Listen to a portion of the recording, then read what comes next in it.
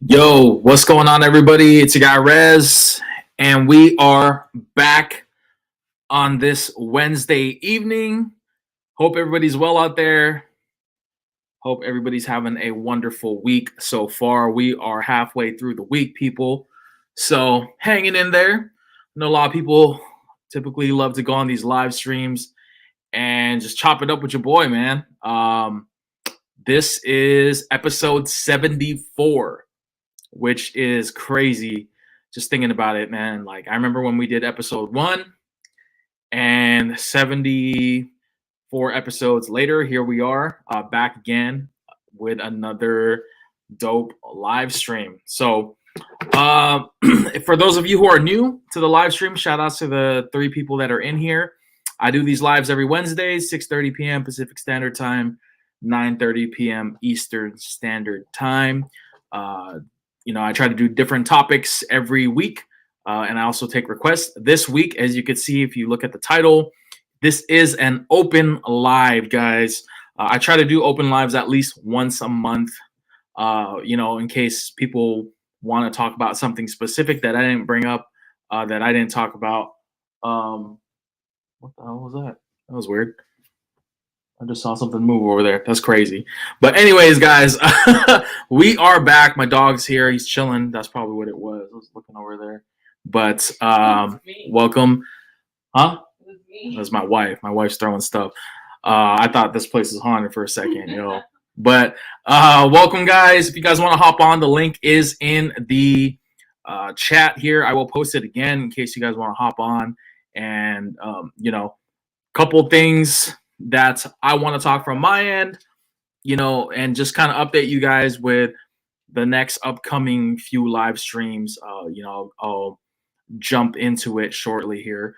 But GTC, what's good? Always a pleasure to have you on. And also for everybody else that wants to hop on as well. But I'll kick off my stuff and just tell you guys and give you guys an update with the channel and the stream so far. So next week, I will not be doing a live stream, guys. I will be MIA from the channel. Well, I won't be doing a live, at least from the live stream aspect of things. I'm going to be meeting up with some fellow Kings, Kings of Throwback, some Jersey heads, some great people that are usually part of the stream here. So I will not be going live on the channel. And the week after next week, which will be July, look at my calendar real quick.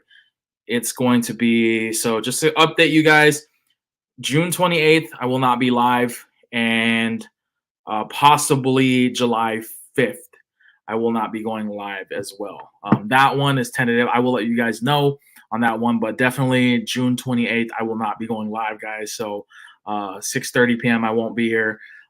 But you guys are always welcome to check out the channel, watch a previous stream, leave a like, subscribe, whatever, all the good stuff on the channel when I'm not doing the live and stuff like that. It is greatly appreciated. Also, I just uploaded a YouTube short earlier today on this bad boy right here, which I'm rocking. So go ahead and give that a thumbs up and share some thoughts on it if you haven't seen it yet, guys. This hat right here is a grail for me and for many John Cena OG Cena core fans, whatever you want to call it, guys. I just to talk about this hat briefly, go into a little more detail about it for those of you who are wondering. This has been a hat that has been on my list for a long time. This hat came out in 2004, and I just got it, and it's 2023, guys. So definitely super glad to finally close that chapter for this hat that I'm wearing on my dome today, man, because I'm telling you, like, I've been searching high and low for this thing, and since I've been searching, I've only seen it show up twice, and somebody beat me to the punch twice. So third time's a charm. Glad I finally got it. I had to pay up for it. It was not cheap. I will tell you guys that for sure. I had to pay up for this, but I'm glad that I got it, and I'm glad that it's in my collection. This is never for sale, guys, in case you guys are wondering. Not going to sell this hat, guys. So that being said, just to highlight some of the comments, Sam, what's up, man? Glad to have you on this week. Adam, what's good? What's good? Yeah, so the usual people are in here. So, I will kick off the live and just, talk about some couple of things, my thoughts, and you guys, if you guys want to hop on again, like you guys are more than welcome to. I'm going to start things off by kicking off the draft. I think the NBA draft is going to be tomorrow, actually, at 4:30, I believe, Pacific Standard Time. And yeah, there's gonna be a lot of crazy moves. I think there have been some big rumors already about a lot of players going to other teams and whatnot. But I'm gonna focus on my Warriors because I follow the Warriors pretty closely. And the Warriors, man, like I don't know what they're going to do because, well, there is a lot of talk right now about Draymond Green's future with the Warriors. I know he declined, I believe it was a $26.7 million deal with the Warriors. So that puts him in the unrestricted free agency. And I'm not really sure what teams are eyeing him. I am hearing that he might potentially end up in the Lakers. He might potentially end up in Detroit, where he's a Michigan guy. So it makes sense if he goes there. But to be honest with you, I don't think the Warriors should get rid of Draymond. I think they should do everything that they can in their power to try and keep him because, the Warriors core, I think, are what make them contenders. And that is also what pretty much was our dynasty, our 4 championships in the last decade or so. These 3 guys are pretty much the foundation of that core.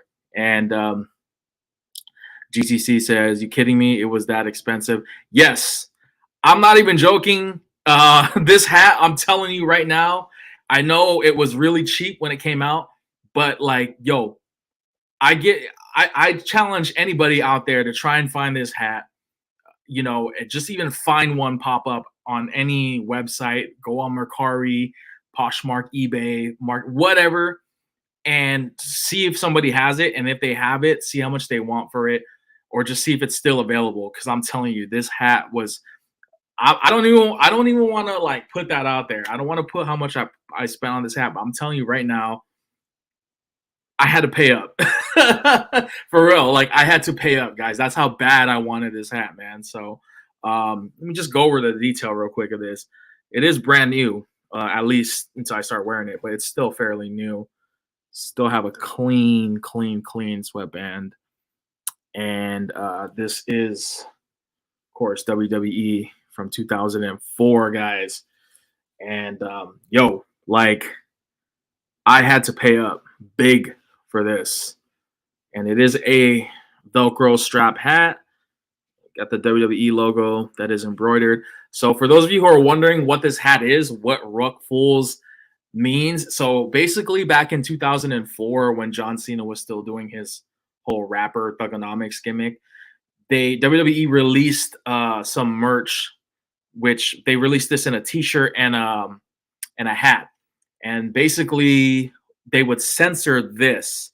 So I don't know if you know what the understanding is, but the Ruck Fools, basically the Fools and the Ruck, the R and the F are reversed. So spell it out for you. If you look up here, look at the F here, and then where it works its way up. So it says F rules, and then it's got the little WWE. So this was kind of a marketing campaign from WWE's part where they wanted something to be too hot for your TV screen. So whenever you would see John Cena coming out with this hat, they would censor it. They would censor it because it's like, yo, that you can't be saying that on television. It's too controversial. So they would basically try and make this a hot commodity, and people were like, what does that say? I want that. That's super dope. So that's kind of the whole history behind this hat here. And I know it sounds silly to see how much people would spend on this, but I'm telling you right now, guys, like this is a very, very rare hat, and you really don't see it pop up often. And when you do, I've never seen one brand new, unworn. You know, when I got this one, it was still brand new, sealed in its original bag, plastic bag, and I got this from overseas. So that just goes to show I try to avoid buying stuff overseas because I don't want to deal with customs and super long wait times. Thankfully, the seller shipped it pretty quickly, and you know, it came in, and I'm glad it came in a lot sooner than I anticipated it would, which I'm glad. But yo, like this hat right here, definitely one of my favorite hats of all time, right here. So let me highlight some comments. um, Adam says, which costs more, the Yeezys or the hat? It depends on what Yeezys you're talking about.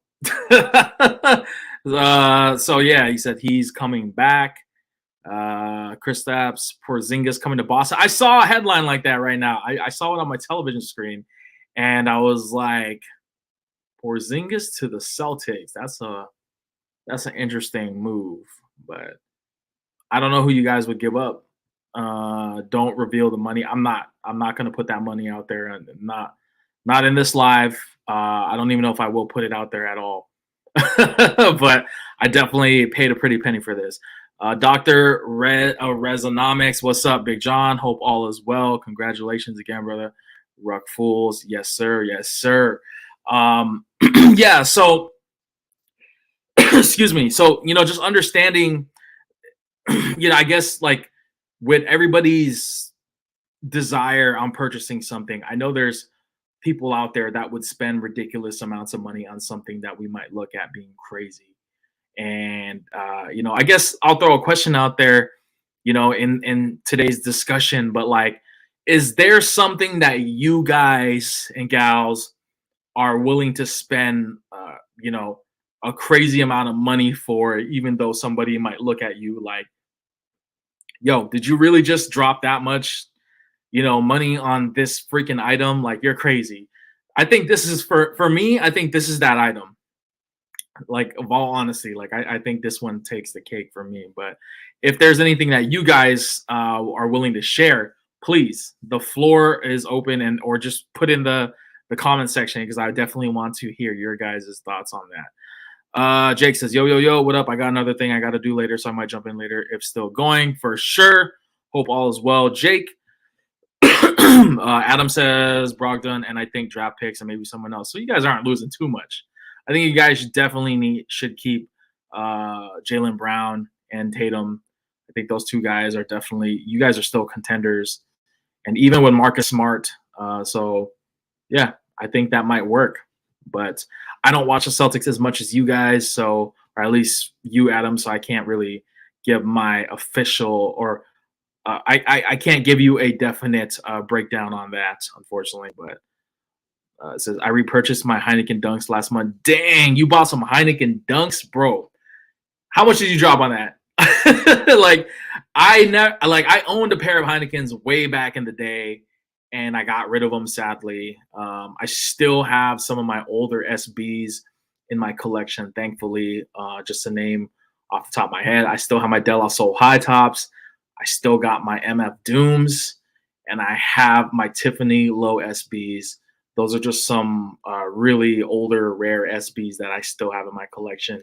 Never got rid of them. I kept them. So these are my original pairs. But unfortunately, I got rid of a lot of my other pairs that I was looking to get back in the collection. But it's just like, I don't really pay resale anymore. But I got rid of my Jedi Dunks a while ago for pretty cheap.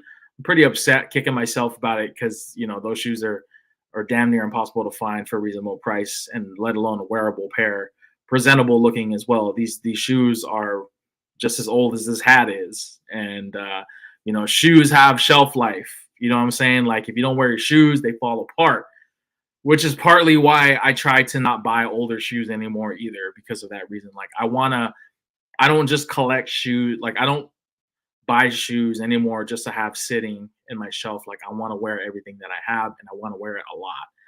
So, you know, as far as trying to get pairs and just letting them sit forever and never being worn, like, that's kind of not really my style anymore. So,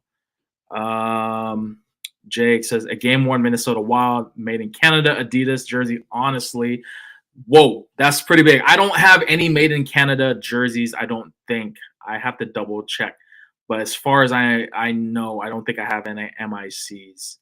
But yeah, MICs are very expensive, which are why I don't have those in my collection at the moment. Pistol says my Hot Toys Batman is the most expensive figure that I owned. I believe it. Hot Toys is a very hot commodity, no pun intended. I used to have a couple of them when I was collecting figurines super heavy like that, and I sold all of them because I was like, "Yo, this is getting out of hand." You know, I had the Predator from the original Predator movie with Arnold Schwarzenegger. I had a who else did I have? I had a bunch of characters. The Predator one though was probably my most prized possession with when it came to the Hot Toy stuff. So, yo, Right. what's going on, man? Not much, brother. Ruck Fools. Yes, sir. Looking good, Big John. Thank you, man. Yeah, man. How you been? I've been doing good. Just been working out and been working on myself, man. But I feel great. How you doing, my friend? I'm doing good, man. I'm just hanging in there, just one day at a time. Still grinding here on YouTube and all that good stuff. So, I hear you, man. Yo, what's good, fam? what Hey, up? What up? Pistol. What up, Juan? What's going on? Yo, are you wearing a Bulls jersey with a Patriots hat? Am I looking at that right? No, man. Oh, okay. I was gonna say. Yeah, man. I don't want Mighty coming in saying bad combo wombo. I was gonna say, man. I think you broke a commandment there. Yeah, I don't do that, man. Jake says I've been a hardcore NHL jersey collecting bug recently. And I no, like trust me, I have those phases where I start buying a lot of something, and it comes and goes. But when it comes, man, it's like, yo, it's you better watch out because it's definitely, huh? I said I've been there when it comes to those hardcore purchases. My God. Oh, I know. Trust me. I mean, I was like that with the jerseys for a cool minute, and then I started getting back into figurines. I started collecting Spawn. I started getting heavy with it, and The Power t-shirts. Rangers. Like, bro, like it's crazy, dude. So Don't forget the shirts. yeah, I'm still going heavy with the shirts too. I got some shirts I got to show you guys. Oh man. What up, Stone Cold? Yo, what up? What's going on, man? No, I was just chilling. Cool. GTC, I own them too. I beat them to shit, and I know these are real because I remember my OGs I got, and yeah, but I had to rehab them, but super clean, and I moved a bunch of shoes. That's what's up. Yeah, I just sold my my Spider-Man, my origin story Jordans. I got rid of them. I sold them to a close friend of mine. But he paid pretty well, so I was like, yo, I'm not gonna say no to this. Plus, like, those are sneakers that I don't really see myself wearing. If I had, when I had them, they've just been sitting in my closet. So I was like, but Flybird Ilkser says May Gray is the most affordable and biggest selection for mixed Jake. I lucked out. Oh, made in Canada is Jake. So my bad. I lucked out on a Flyers team issued Scott Lawton jersey from them a couple months ago. Hockey jerseys are fucking expensive, bro. Like I'm fuck around with the hockey jerseys, man. Yeah, like I can't fuck around with that. Like I try to, like, when it comes to hockey, I try to stick to authentics. And also that's partly why I try to just get blanks as well, because I don't want to pay fucking an arm and a leg for a jersey, a hockey jersey. That's like, unless it's a player that I really hockey swingmans are the worst ever. Yeah, I can't do it, man. No disrespect to the swingman people out there, but like, yo, I can't do it, man. I'm starting to become anti-swingman myself, bro. Yeah, no, I'm hardcore anti-swingman because it's a tough item to sell. But it's not even just that. It's also the fact that, like, they're cheap. They're cheaply made. Like, it's like they don't even really put any effort into making it. With that, you could totally tell that they cut corners and stuff like that. Oh, for sure. Yeah, no, for sure, man. I mean, like, the only like replica hockey jerseys that I'd be comfortable wearing, it would probably be like my starter, like the older replicas, like from the 90s and stuff like that, would be probably my preferred replica jerseys that I wear. But like as far as like the blue line and shit like that, like nah, I'm not about that, bro. Yeah, if you ever had the replica hockey jerseys made by Mitchell and Ness in hand, you Booty cheek. it's just trash. Yeah, it's almost all Reeboks and no it is. So yeah, the Reebok replicas were actually pretty decent when Reebok was making the hockey jerseys and stuff like that. Like I have a couple in my collection and I'm like pretty satisfied with them. And he says got it for $140. Not bad. Oh yeah, them Spider-Mans, damn, will pass on them on all the foot apps back then. And I know I would have gone a bunch if I tried. Who knew? Anything but Fanatics and Blue Land for replica NHL jerseys. Yeah, FYI, I got both of my MICs are under retail of a normal retail jersey. Got my Flames for 200 ship from Canada and got my latest pickup for like 160. Let me show you guys though real quick. I want to show you some shirts I got. So.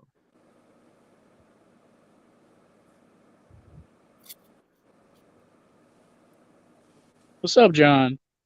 Hey, Stone Cold. How you doing today? I'm doing good, man. How you doing? I'm doing pretty good. Not much to complain about yet. So I've been still on my wrestling kick, but yo, like, oh god, come on, man. Oh, that's fucking dope. Come on, man. Rez, bro. Since you showing Devon, I forgot to tell you, bro. I'm meeting him this weekend. Really? I swear, I'm meeting him. Tell him to tell him, yo, Rez, get the tables. Have him say it for me. I'll tell him and testify, man. This is so fire. See if you can get him to talk about the whole Reverend Devon thing. That'd be great. Oh man, Deacon Batista. No, this too, right? I think one of my favorite moments involving the Dudley Boys is when when Devon Dudley just comes out the cut and says a certain particular activity, it's not good for you. Oh man, I'm so excited to meet him. This too, man. Like this shirt's fire, bro. Oh, that shit's sick. Oh, you ain't just on a wrestling kick. You on a bit of an ECW kick right now. Well, bro, there's like, wrong with that. Come on now. The whole effing show. Come on, bro. That's awesome. That's dope. I like that one a lot. There's that one, and I got this one right here. This is a throwback right here. Oh, that's sick. That's sick. 619. That's dope. Dude. Yeah, man. So I've been on a wrestling kick, bro. Like, and then I got my freaking keep an eye out for the Dusty Rhodes, bro. I'm telling you, I'll get. I trust me, I'm looking out for you, bro. But I haven't seen one yet. So, but testify. I'm pretty excited actually because a brand hit me up, and they're actually going to send me a care package because they want me to do a review on. Does this brand rhyme with Mock Fine? What? Does this brand rhyme with Mock Fine? No, it doesn't. But I've showed stuff on my channel before with some of their stuff, and I'm really excited because they're actually going to have me review their latest upcoming drop, and they told me not to say anything, so I gotta keep it on the hush hush. But it is wrestling related, which I'm super excited for. Dude. That fucking YouTube money. He gets YouTube money and he gets free shit.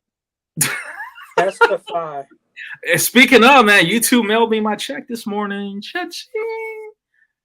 Or not mailed, but they wired it to me. So See, that's why if you walk outside, Rez has like a brand new Bentley sitting in his fucking driveway right now.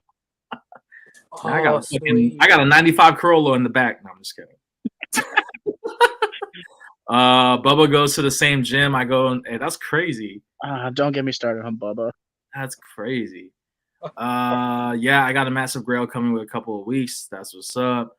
GTC's sick. Hey, Mighty, Swingman sucks. Oh my God, come on. Yo, he better hop on tonight because fucking he hopped on Snacks' live, and that's fucked up. It's an open live, man. Come on, anybody, anything. Was at Raw in Brooklyn when they returned a few years back. That's what's up. The last event I went to was, I think it was SmackDown, and that was like right before Lesnar and Reigns had their WrestleMania match. I went to the Raw where Big E won the WWE Championship. That was fucking awesome. Damn, That was so fucking cool. That's sick. I'd love to be there, man. I'd never seen a title change, and I'd never seen a Money in the Bank cash in. I got to see both in the same night. That shit was fucking insane. That's sick. No, it's not 5Tenko, Sam. But 5Tenko, shout out to the homie because he mailed me a pair of his shorts to do a video, which I did. But yeah, no, it's not 5Tenko this time around. So I've never been to a WWE event, but you know what? WrestleMania Philly, who knows? Yeah, no, like, you know, if I know WrestleMania is gonna be in Philly next year, I mean, shit, like, if I come out there tickets are mad expensive, bro. It's like fucking $600 for nosebleed. Fuck. That's gonna bust my pockets, man. Because I was gonna take me and my brother to it. I'm like, all right, let me fucking get the tickets now while I have a little bit of extra money. Turns out I did not have enough extra money. They're on sale right now, the tickets? Yeah, they went on sale I think the week after WrestleMania. Oh shit. Okay. Yeah. That's crazy. Who am I kidding? I'll just go to the meet and greets. What up? Evening. Like I say, just had to take care of a couple things real quick before jumping in. So you're good. What's up, man? What's so what's the most that you don't have to disclose that, but like what was the item? Was it a jersey? Ironically enough, it was this bad boy up here that I got at the pro shop. Was that Minnesota Wild? Yep. It's a name and number. It has like the ad patch and all that stuff that I got from the actual pro shop and stuff. And that actually costs more than this. And this is a made in Canada. Damn. That's just a retail. What year is that one on the top? The Wild jersey. Is that from this year? Yeah, that's from this past year. It's a prime green. So it's from the 21 season and beyond. Got it. So let me ask you this, Jay, because I know you're out in Minnesota, but like, are those like, is the weather out there like year round where you could wear hockey jerseys like all year long, or is it only certain times of the year? No, it's like 90 degrees outside right now. But holy shit! Okay, and you're rocking a hockey jersey? I'm out here fucking 60 degrees, and I'm fucking like shit. I gotta wear jeans and. It's like 78 degrees outside still, but. Like I say, thankfully we have air conditioning, and I have like 2 fans running on me pretty much constantly. So that's crazy. Big Slim, I was at Hogan's last WWE match, SummerSlam 06. Doesn't get any better. That's crazy. Yo, wasn't no comment, and why ain't he on the live?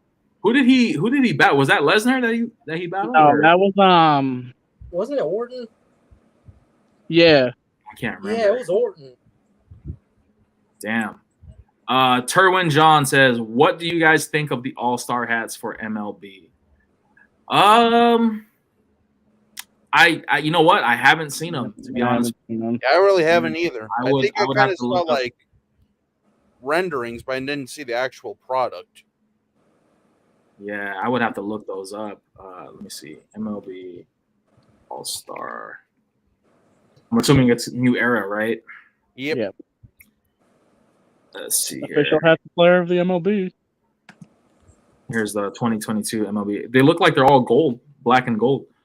The 2023 ones? Or no, 2022. Let's see.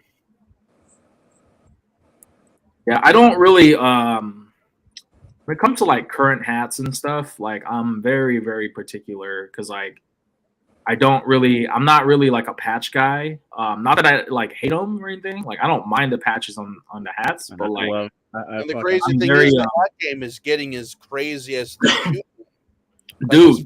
Like it's nuts. Like literally, like just to like put things in perspective, like a hat retail wise, like for a regular new era hat with like maybe a patch, is like going for like a full tank of gas for me out here in California. Yeah. Like, Like, that's like what's 45, 50 crazy bucks about out it. here. Like, I don't know if you guys remember the days when like New Era hats used to be only like $34.99, $36.99. Yep. Yeah. Yep. You know, I back in remember the those day. days. So basically, anymore, I stick to when I buy hats and stuff like that. I just kind of stick to like Vikings hats, just because for me, Yeah.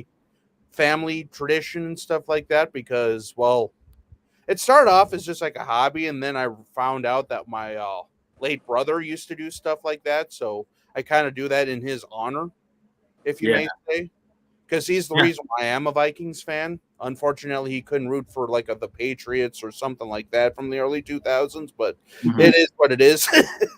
Yeah.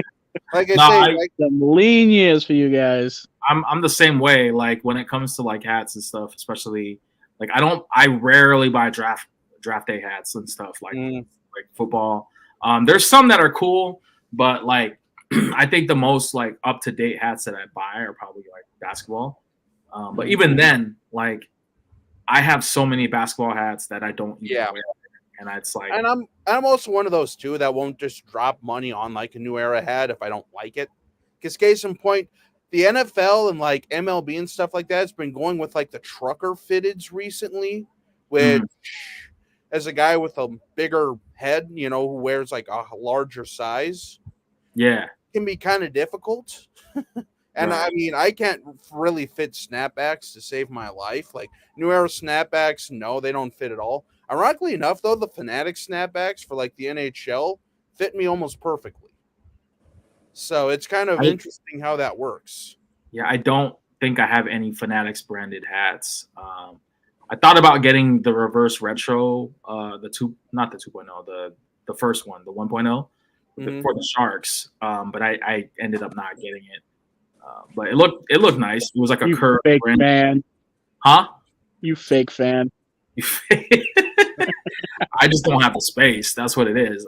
I'm one of those. I don't have the space fans. So, Sam, I don't know if you're referring to wrestling matches or you're talking about Yeah. like. So Yeah. to my understanding, if you have like ringside seats, those chairs like that they have like that are special, they let you keep those chairs. Yep. So like I tried to steal one the night the Biggie won the title, and they weren't having it. Imagine just like Biggie or someone like that just coming down and like pile driving you because you're trying to walk out with a chair. Oh no, it wasn't that. It was like some little skinny as a whip security guy. He was like, "Hey, I can't take that." I'm like, I'm not trying to catch a case and fucking in the garden. So I'll just sure, whatever, bud. Is it really worth a $40 chair? Comeback, boot, leg drop, real American passing, 12-year-old me, super excited. Well, See, like with Hogan, like the thing is, like when I watched the wrestling in the 80s, but I was a kid, so I didn't really like Ultimate Warrior, Macho Man, those guys. Like I knew who they were, but it's like I didn't actually like watch it like regularly until the Attitude Era officially started. Yeah. And that's when I really started getting into wrestling. But like, I got to see Hogan, when he was in the NWO. I got to see him go up against The Rock. I got to see that. I saw the freaking Mr. America gimmick, and like I saw all of that. You know what I mean? So I saw the cusp of Hogan's, towards the end of his WWE career. Do you remember when Brock Lesnar destroyed Zach Gallen, the guy with the one leg? Oh my gosh, bro! How could you not, like, if you're a diehard Cena fan like myself, how do you not know who Zach Gallen was? Because he was like literally the freaking ragamuffin doll of the progression era, dude. Oh my god! I mean, he had an interesting run, but like, when he went, come on, Brock Lesnar versus Zach Gallen. That's like, no. What are you doing? Didn't he like throw him down the stairs at one point or some shit like that? Dude, he did. Yeah. Great times. I miss those times. Let's start throwing people downstairs again. I'm not gonna. I can't talk about that on here. Not in this. But I will. In the realm of professional wrestling, for YouTube overlords that are watching, in the realm of professional wrestling, let's start throwing people downstairs again. No, let's not. You fool! What the hell's wrong with you? Let's see. Sam says, witness the house I worked on today with over 30 chairs on display in his theater room. I was impressed. Anybody's house that has a theater, I'm fucking impressed. Oh Yeah. yeah. Yes. Yo, speaking of, right? I went to watch a movie. I went to watch the new Flash movie this past week. And his personal theater that he has. Don't let this room. Not personal theater. Because, yo. That YouTube money, man. We all know. It's not a secret no more. Tell me why the fucking tickets for like movies are like $20 a ticket. Yep. It's fucking nuts, Oh bro. God. I went to go see the new Scream movie when it came out, and fucking the lady rang it up $22.50. I'm like, are you fucking kidding me? Why That's the for fuck one are ticket? movies so expensive? Yeah, one ticket, and then fucking they charge you like $35 for like a large popcorn and a medium soda. Like, what the fuck? So you're literally Holy spending shit. 70 I never bucks spent on- that It's much. not literally $35. I'm just exaggerating for comedic sake. I was like, yo, where the I was about to say, But no, damn, but they like a large popcorn and a soda costs as much as the movie ticket.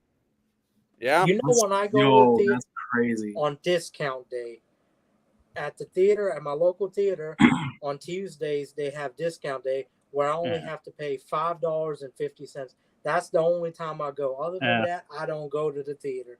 I'm not wasting all that money. It's like I was shocked. Like my jaw dropped. I was like, holy shit. Yep.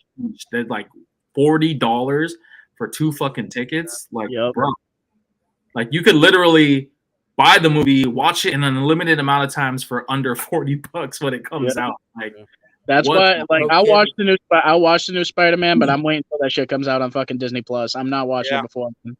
yeah, I mean, fuck. anymore, it almost makes sense to wait for that stuff to come out on those theaters because then you can go out and literally buy like a 10-pack of popcorn from Walmart for like $2 or like $3 or $4, depending on what brand it is and all that stuff. You're literally saving like $30. And plus, if you don't like the movie, then you can just turn it off and change it to something else. So messed up. He beat Zach Allen in arm wrestling. Yeah, he kicked his leg out from underneath him. I remember that. Yeah. I also remember when Cena would do the raps on him, and Oh, it would just go off, dude. I'm like, bro, how is this shit on TV? Like, what the? Why were Cena's bars low key fire though? Huh? Why were Cena's bars low key fire? Oh, because they were fucking fire. What are you talking about? Cena's The rap got that he underrated did- rap game to him. Dude, when he Cena's used to got rap, underrated rapping. yeah, like when he rapped on the Big Show, like, bro, oh, that shit was hilarious. And then he I did still that. I memorized the rap he did to Big Show at WrestleMania 20. oh. I memorized that when I was a kid, and like I don't remember it now, but like for the longest time, I'd just be reciting that shit offhand. It was great. Bro, like that shit was Dude, great. WrestleMania 20. Like, the feuds that he had with like Kurt Angle back when he was a heel, Eddie and then Guerrero, man. obviously Eddie Guerrero, the street fight match, like Yep. that shit was fire. Him rocking the shit out of that fucking Brian Urlacher jersey. I know. man. Yo, I was about to bring that up, dude. Yeah. Now I should say, Adam, what do you think about Kristaps Porzingis potentially being a Celtic? I mean, I like the move, I guess, just because we do need a bigger body. Like you can't have Al Horford be your starting 5 anymore. And Yeah. Kristaps Porzingis, he's serviceable, and if he proves to have anything left in the tank at all, like it'll definitely be good. Like I'm not complaining so much. I mean, I kind of wish we didn't get rid of Brogdon because I like Brogdon, but it is what it is. Yeah. What do you guys still have Marcus Smart, right? You guys aren't gonna Yeah. trade him or anything like that. I was hoping that they get Karl Anthony Towns, but that's probably not going to happen now. No. Good luck. Like I say, yeah, this offseason is going to be crazy in both the NHL and NBA, I feel like. I mean, there's a lot of, like, especially in the NHL. I mean, it's like. Yeah. Yeah. I remember that. It's classic. When he's healthy, Angle wearing the Brunel jersey. That was Oh, fucking man. great. I love that. Whenever that rap comes up on my TikTok, I'll like stop like scrolling and just watch it because it I comes just- up all the time. I just remember when the little Angle, he's like taking off his thing. He's like, Yeah. and then he starts doing the ankle lockups. Angle. And he's like sucking his thumb. That shit was hilarious, Oh, I man, love that Kurt was Angle, great. man. Kurt Angle's the greatest. dude. Like he's one of the only wrestlers like that has like a legit fucking wrestling background and fucking 96 Olympics He's the only Olympic gold medalist. with a to answer broken Sam's twisted question, neck.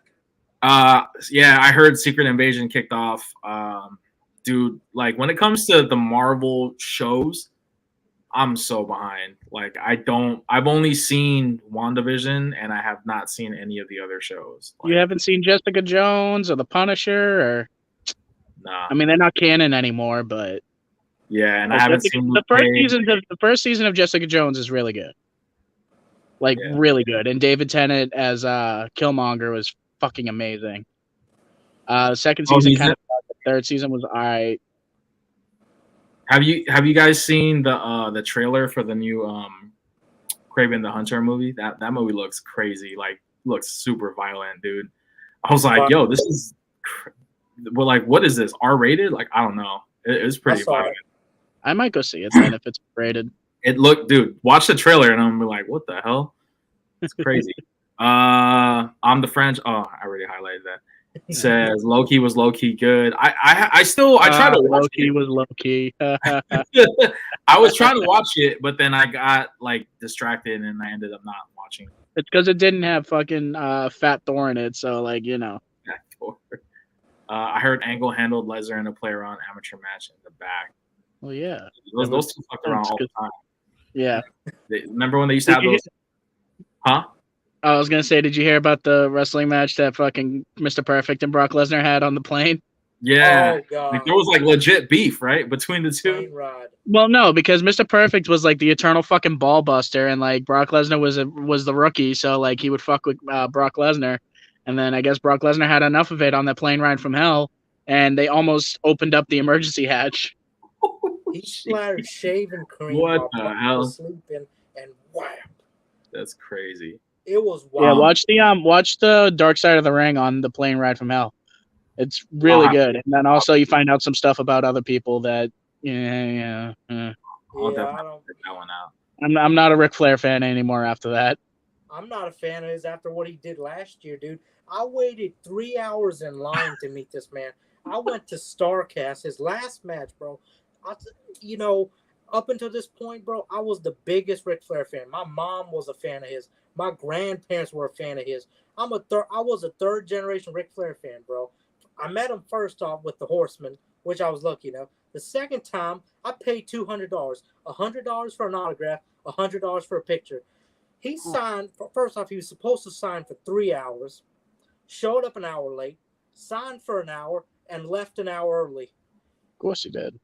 That sounds. And I'm That like, sounds are you like. kidding me? Yeah, Gotta that bring sounds- back 3 live hours. you talked about. That was yeah, it was Daniel Pewter. That was his name. He was a Yeah. mixed martial arts fighter. Luckily, I got my money back. You got it. After that, I'm done with Ric Flair. I don't care. That's Yeah. crazy because like yeah, like I talked about this on my live, you know, how you meet on a previous live, how you meet people and you know they come off as being like, oh my god, like this guy's or girl, you know, phenomenal, legendary, blah blah blah, and then you meet them, they're complete like 180, you know, from what you expected. You know, it comes with the territory, man. You know, like I've met a lot of people, and like I'm gonna use Scottie Pippen as an example because Your boy. that's the most friend. precious one in my memory. But like, yeah, like Scottie Pippen, man, like obviously, he just seems like a genuine asshole from like. Did you take a bottle of tequila? Oh, no, I have it. Like I still have it, but it's like it's just sitting in my closet. Like I don't plan on drinking it. Like you know what I'm saying? I But wish like, it weren't bootlegging. I'd be like, yo, bring that with you and fucking we'll crack that bitch open. Yeah. yeah, I just wanted the picture. That's all I wanted, and I already knew he wasn't gonna sign anything because, like, everybody in his like not his people, but like the people that worked at the establishment, which was like a bar or something. They were like, you know, I'm just letting you know, he's not gonna sign anything other than the bottle. You have to buy the bottle. He'll take one picture with you, and you know, like I said, like this girl in front of me. She had his book and, you know, she pulled it out and he opened it she opened it, and he kind of like looked at her and then looked at the guy and was like, "I thought I told you, like, you know, this Scottie Pippen voice, you're not supposed to be doing that. Like, what the hell are you doing?" Type of thing. And I was like, "Damn, dude, tough crowd." So I just took the picture when I met him. But there was like people behind me that were like super diehard. Like they had his USA jersey, they had like his freaking college or high school jerseys, high school, like all this shit, like memorabilia. And they were like, "Oh, maybe if I buy a keg, he'll sign something." I'm like, "Dude, he's not gonna sign shit." Like he is like a lot of those guys from that era, like from the like the Last Dance teams and stuff like that, especially like year 5, year 6 championship, are just kind of genuine dicks, like just absolute a-holes. Like Pippen, Jordan. Like I have yet to hear any positive stories from either of those two. I don't know so much about Rodman, but then again, he had a lot of his own issues, but not. Yeah, I haven't heard bad things about Rodman. Not terrible. I heard he's a lot more approachable than Pippen and Jordan. Obviously, Jordan is like Jordan thinks he's bigger than the president. He thinks he's bigger than everyone, and that's the thing too. Like when I met Pippen, I was like, "This is the closest I'm gonna get to beating Michael Jordan. Like I'm never gonna fucking see him." When I saw that, Let me go to his real opinion of fucking Pippen. Yeah, no, he's like he's close enough to Jordan. So you know how Pippen wore 33, Jordan wore 23. If I ever want to Photoshop, I could switch out the 3 and make it look like a 2. Yeah. And it would still look better than a lot of the bootleg Jordan jerseys you see on eBay. Oh shit! Yeah, there's so many. So bad. My biggest regret was missing out on WrestleMania 25. My friends were on TV and I was in jail. Whoa! What? Quite a memory, man. Shit. I'm sorry to hear that, man. Man, sorry to hear that, bro. Jesus Christ! Wow, must have been a hell of a night. Maven's eyebrows elite status is the only thing that can defeat Chuck Norris. Yeah, he's not wrong on that though. Maven's eyebrow game was on fleek, bro. Oh, Maven, man. His eyebrows were fleeky as fuck. Yes, I'm trying to bring fleek back. After he eliminated Taker from the Rumble, like what happened? Like he just fell off the freaking earth, man. He's still around. He won the hardcore title a couple times. Really? After the fact that he eliminated Taker, that's crazy. Yeah. Ramen lecture all over the Bulls practice. Yes. Jeez. My grandparents gambled with Rodman in Atlantic City. Dude's one of the most down to earth former athletes there is. And I could see that. Like, which is fucking crazy because like Dennis Rodman looks like he's a fucking psycho. Like, don't get me wrong. Like, I fucking love Dennis Rodman. Like, everything I hear about Dennis Rodman, I'm like, please tell me more. But he looks like he'd be a psycho, and obviously he's the fucking most approachable of the 3. Yeah. Well, it goes to show never judge a book by its cover. Yeah. Oh, for sure. He was best friends with Kim Jong-il. Come on, like how bad of a person can he be? Don't forget NWO, man. You know who else is pretty approachable too is Steve Kerr. Oh, yeah. That's what I heard too. When the Warriors, like when the Warriors won back in 2015, at the parade, I was there, but I didn't see him. But like, he was taking pictures with everybody. Like, you know who I heard was actually very approachable, not necessarily athletic, not an athlete, but like was very approachable, even though he's like one of the biggest fucking people on the planet right now. Bad Bunny, I heard was like because he went to the store I work at as part of a chain. He went to another one of our locations, and he was very approachable. I mean, you know, he took pictures with everyone and everything. I was like, dude, you're literally one of the biggest like pop stars on the planet. You don't have to fucking talk to these people. Right. I get that vibe. But he did. And I was like, more power to him. And on top of that, he's a fucking like probably the second best celebrity wrestler ever, maybe third. I get that vibe with like Post Malone too. I think. Yeah. Post Malone. I've heard nothing but good things about Post Malone. Yeah.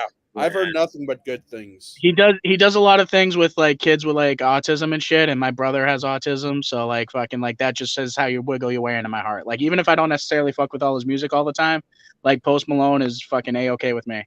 Mm-hmm. For sure. And I think, man, I gotta wear his shirt in one of these lives. Like, I'll tell you someone else who's pretty approachable, man. Jerry Rice. Oh, bro, he's everywhere, man. Yeah. Jerry Rice. Like my That's friend his always fault. sees him like walk. Like my friend will always tell me, he's like, "Guess what, bro? I was driving to work this morning. You know who I saw? Jerry Jerry. Rice walking his Again, fucking- come on, that's the third time this week, bro. It's not special anymore. Yeah. Now I'm gonna tell you about Jerry Rice though. You know, him and my family go way back. You know, lived a block away from my uncle for years. Oh yeah, I mean he's Wow. from Mississippi, right? Oh yeah, Yeah. man, he's from Mississippi, so Yeah, Mississippi you know, guy. I got love for him, man. He's one of our own, man. Yeah, no, for sure, man. I've never met Rice yet, but I definitely want to. When I met Bo Jackson and Ronnie Lott, Oh, him and Montana were actually there at that event, but I was like, "Yo, this is too expensive right now. Like, I can't be meeting Ronnie Lott, Bo Jackson, Jerry Rice, and Montana in one day. Like, yo, this is just too much for my pockets." yeah. But the thing is, with Montana and Rice, they do a lot of signings and public appearances. So I was like, you know, I'll live to fight another day. The only reason why I chose Bo is because I'm like, okay, first off, Bo, you know, when am I ever gonna see? When am I gonna get a chance to see him? I live in the Bay Area. Bo Jackson, like, yeah, I know Oakland was in the Raiders were in Oakland at one point, but like they're in Vegas now. So that was kind of my thought process when meeting Bo. And then Ronnie Lott, like he doesn't do that many appearances as much as Rice and Montana do. So that's kind I'm of still sad you didn't get a picture of the pinky. Oh man. Whoa, it's in the picture. You should have got a picture of you just standing next to his pinky. Oh my god. You know what you do? You crop that area of the photo of me and him and the pinky, and you could just blow that up. That'll be the photo. All right, I'll do that. man. I'll get that printed on a t-shirt. I'll have it mailed out to you. Yeah, no, Montana is definitely getting up there in age. That's kind of why too. I was like, man, like I should probably try and meet him soon. You know who I made that mistake with too was Stan Lee. Rest in peace. Oh yeah. I had so many opportunities to meet Stan Lee, and I was like, man, he does appearances all the time. Well, you know, and then he passed away. So I was like, fuck. Yep. Well, there goes- Honestly, one person I would have liked to meet would have been like Kobe Bryant. Oh man. yeah. He is like one of the. I heard he was like one of the more approachable guys, I especially was later gonna say on. I haven't heard anything about him. Was he known for being like kind of chill? That I don't know. I mean, from what I've heard, like, yeah, you know, he pretty much, like, people saw him like at Disneyland, just chilling, walking, and they're like Kobe, and you know, he would like wave at them and stuff like that. Yeah. I haven't really heard anything bad. I mean, other than his like, you know, him being an asshole to like his teammates and stuff. Like, Yeah. you know, like that's the Mamba mentality. But like, no, like I haven't heard anything super bad. Like, oh, he was a jerk. But How is LeBron? Like, do any of you know if like, because that's one guy you never really hear about one way or the other. You just it just kind of seems like during the off season, other than making some cringy commercials once in a while, he just kind of does his own thing. I want to believe that LeBron's going to be like the anti-Michael Jordan as far as that's concerned, Mm-hmm. but it I could go feel either like- way. I feel like he would be a lot more approachable than Michael Jordan. Yeah. Oh yeah. Just because Oh, Fair though, yeah. I think anyone is more approachable than Scottie Pippen and Michael Jordan. So No kidding. again, I can only speak on my behalf when I met him. I don't know if you heard the other story because he got the nickname No Tippin' Pippin, and I guess there was a story from a fellow Kings member. I'm not going to put his name out there because he probably want to keep it private. But basically, I guess one of his friends used to work at a Subway nearby Staples Center, now Crypto in LA. And I guess the Bulls were in town. The Bulls were in town and they were playing the Lakers. And so this guy's friend, Scottie Pippen, walks in the Subway and he orders his like tuna melt sandwich. And he goes, okay, your total is like $7 or whatever for the sandwich at the time. And Scottie Pippen straight up goes, do you know who I am? And like, you know, yeah, you're Scottie Pippen. And he goes, and you're still gonna make me pay for the sandwich? And he's just like, well, I could comp it, but my boss is gonna take it out of my check. And so he says Scottie Pippen just grumbles and pulls out a 50 from his pocket and just tosses it, crumples it and tosses the 50 at the guy and grabs a sandwich and walks away. Oh, there you go. It's a $43 tip. Come on, you can't complain about that. yeah. That's probably how much he makes in a half-hour normal shift anyway. Normally, So, though, I mean, like I said, like he wasn't mean to me, but the lady in front of me, like, yo, like if I was that lady, I would have been like, who the fuck? Like, what the fuck? This fucked up. So, Yeah. Drinking a beer with Robert Horry was cool when I was younger. I used to think he was Fresh Prince. Bro, I used to say the same thing. bro, I was talking to my uncle yesterday. He told me a story like I had never heard before. He used to be friends with Steve Jobs. They What? believe it or not, Like What? DC Jobs? yes, Steve Jobs, man. The CEO of Apple. Yes, they used to drink Wow. beer together, man. They were friends. I That's swear. crazy. Wow. That's This crazy. was before he had all that money, man. I was gonna say, is this before like he went crazy? Because like after Yes. literally every anecdote I've ever heard about Steve Jobs is that he was a piece of shit. This was before. That's what my Yeah, I uncle heard told pretty me. negative things about him too. Mhm. But I Oh, think hey. Steve was cool when I they think hung one- out. I think when he got sick though, I think he realized, like, yo, shit, my time here is short. Like, money don't Yep, mean it's shit. official. The Porzingis trade Yep. is off. Yep. It's off. Yep. Yep. It's off. Watching the Sports Center breaking news report right now. No, So Yep. I Oh, just what? got the notification. Yep. I just got the notification from ESPN. So who's the number one? Which team gets the first pick? Spurs. Spurs, they're getting Wemby. I can see that. Spurs. Yeah. What about the Rockets? What are they? Number 2? I don't know. Man, because I'm Yeah. like, yo, Outside, I really haven't followed anything in the NBA draft like at all. yeah, I only know that don't Spurs got number one only because I don't Victor really watch Wembanyama is going. college ball that much. Yeah. I don't really know who the top prospects are, but I never have any idea who the top prospects are. I'm just like, oh, okay, they look like they know how to I play know more basketball. about let's put it this way. I know more about the top NHL prospects than I do the NBA prospects. That tells you how That much fucking lyric basketball I prospect, actually bro. watch. God damn. What was that? It's impossible to fucking follow that shit. Like, good for you. Yeah. I mean, yo, like fucking when Nikola Jokic got fucking drafted, there was a Taco Bell commercial. Like, Yeah. Yeah, they Now were. they won't stop. like And I don't even know, is that even still a menu option on Taco Bell anymore? That Yeah, particular? what was it? It was the quesarito, right? Quesarito, yeah, I don't even think that's on there anymore. I think they Yeah. got Hey quesarito. guys, let's not talk about Taco They Bell. should have brought it back. Just when as soon as the Nuggets won the championship, they're like, in celebration of Nikola Jokic, we're bringing back the quesarito because that shit was good. Oh God, Adam, why do you keep bringing up the quesarito? Now I want one. Oh shit! I just saw somebody in the queue. What happened? Where'd he go? Slim, where you at? He backed out. Son of a bitch. Just in the queue. I was gonna let him hop on. He just like dipped. Oh man, Where'd he go? Oh, you're bringing up the quesarito. My God, man. Oh, Correct. Dude, I was like, Sounds good. Well, I could go for Damn, a now I'm the quesarito too. Shit. bro. I went to Jack in the Box the other day, and they had, I guess Snoop Dogg has a munchie meal. Oh, Yo, that's did you know wow. Snoop Dogg has a wine? Yeah, of course he has a wine. Him and Martha Stewart like collabed on like a wine. oh yeah. It's called 19 Crimes. They fucking What's Martha crazy Stewart has is- one. Yeah. Snoop Dogg has one, and then like a bunch of like serial killers and like shit have fucking wines. Oh my god, That's still got to be one of the weird, like the craziest, like friendship pairings of all time, right there. Snoop and Dogg Martha. Stewart. Martha Stewart has done more hard time than fucking Snoop Dogg, and Snoop Dogg was on trial for murder. that's crazy. Dang. People forget about that. That Snoop Dogg was literally on trial for murder, That's hella crazy. Yo, that's. and Martha Stewart's done more hard time than he has.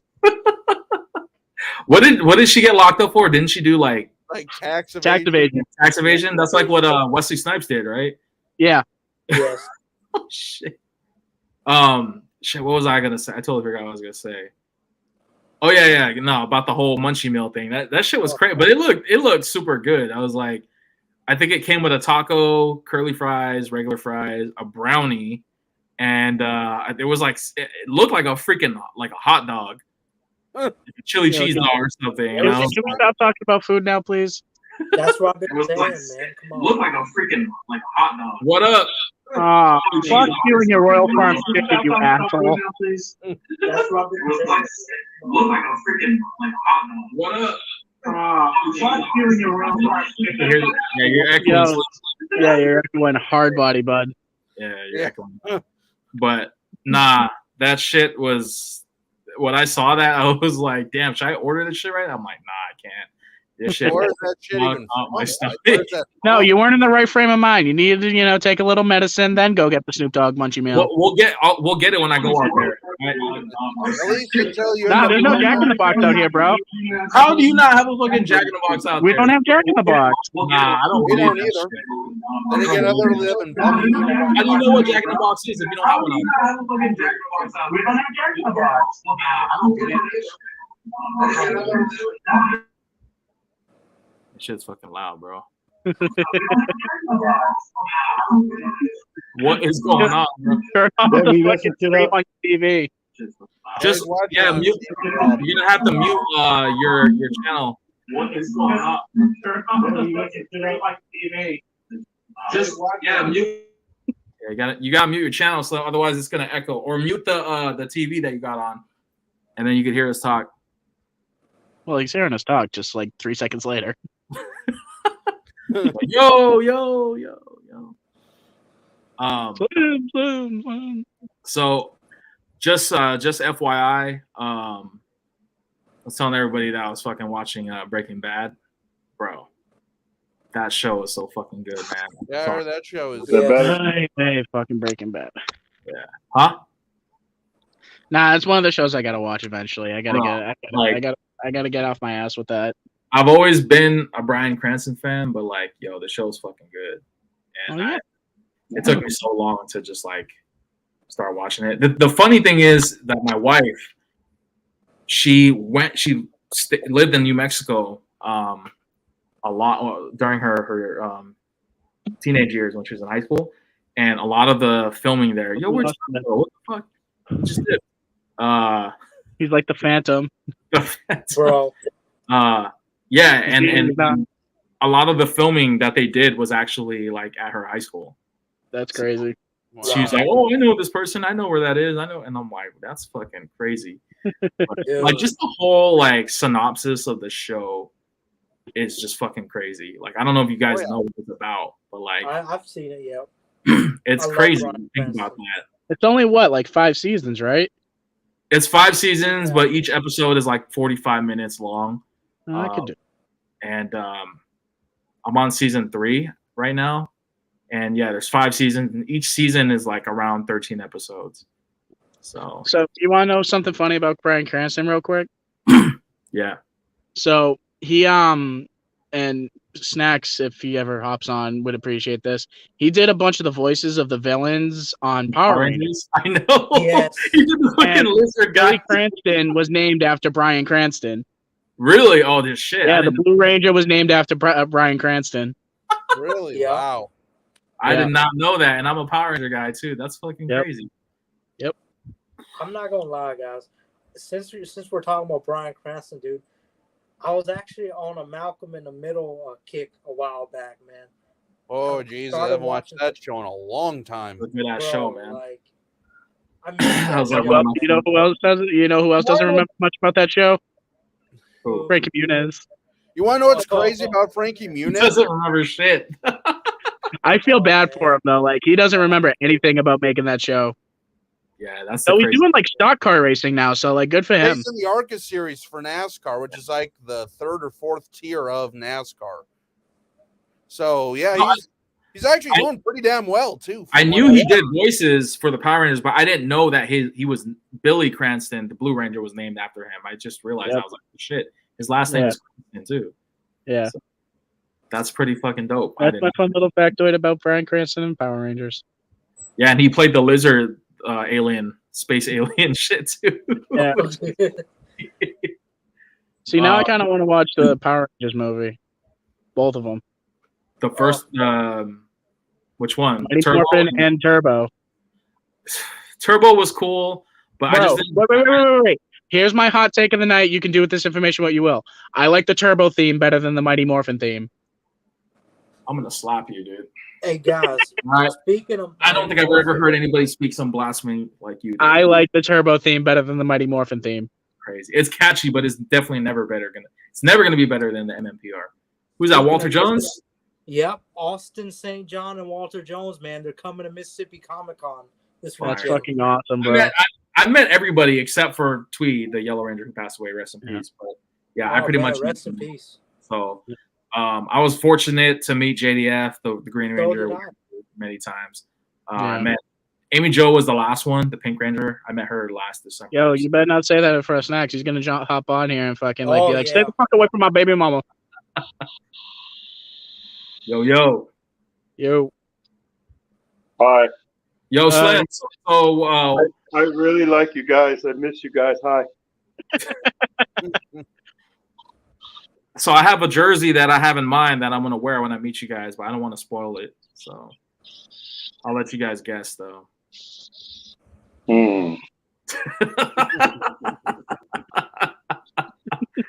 Not saying shit. Other All right, than we gotta do this again where if we guess it right, you'll tell us. yes. So there's two big events that I know are happening when I'm out Yo, there. why does Slim's hand look like a butthole? What? What The way his hand was on the thing looked like a butthole. What the hell, dude? Jesus, Adam.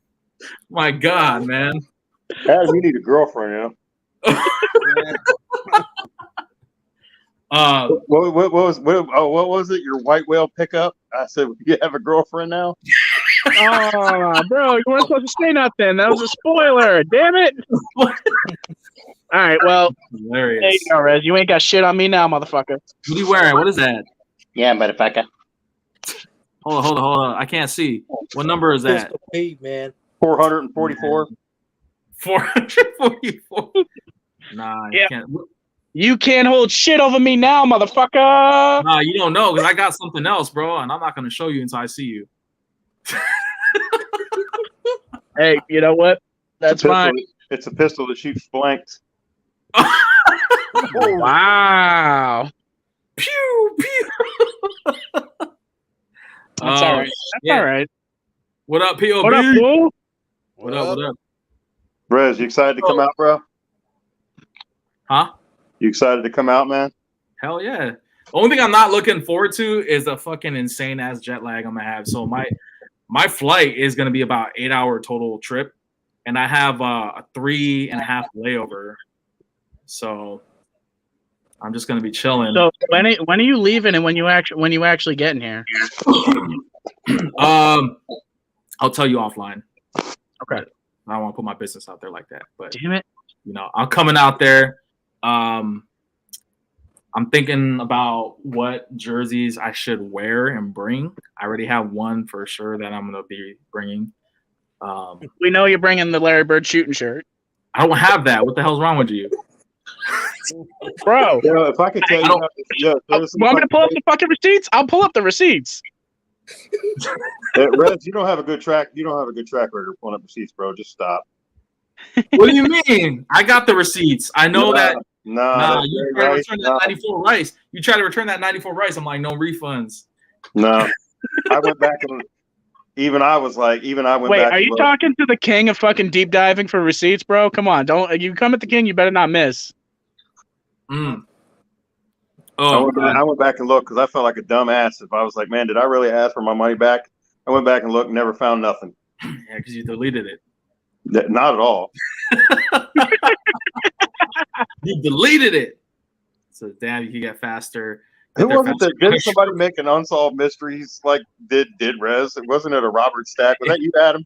Yeah. Somebody, yeah. Did Rez have receipts for Slim? I forget what it was. Nah, dude, the East Coast and the West. I live like in California, and I'm going literally across the United States. So that shit is gonna take a whole fucking day. And the thing is, too, like the time, it's 3 hours ahead in the East Coast. It's 3 hours behind here in the West Coast. So when I go live at 6:30, most of these people that are popping in, it's like 3 hours ahead over there. It's 9:30. Well, 2 for me, but yeah. Oh, they're still trying to. The Celtics and the Wizards are still trying to work on a Kristaps Porzingis deal. It just won't involve the Clippers. I don't even know what the fuck the Warriors are gonna do. I'm like looking at this. About to lose Draymond Green, my boy. Nah, they're not losing him. Hey, John, how does it feel to be Diamond Dallas Page's best buddy? It feels positively unstoppable, man. It feels great. It's not a bad thing. It's a good thing. Dude, John and Dally are going to have a podcast called Self High Five. Yes.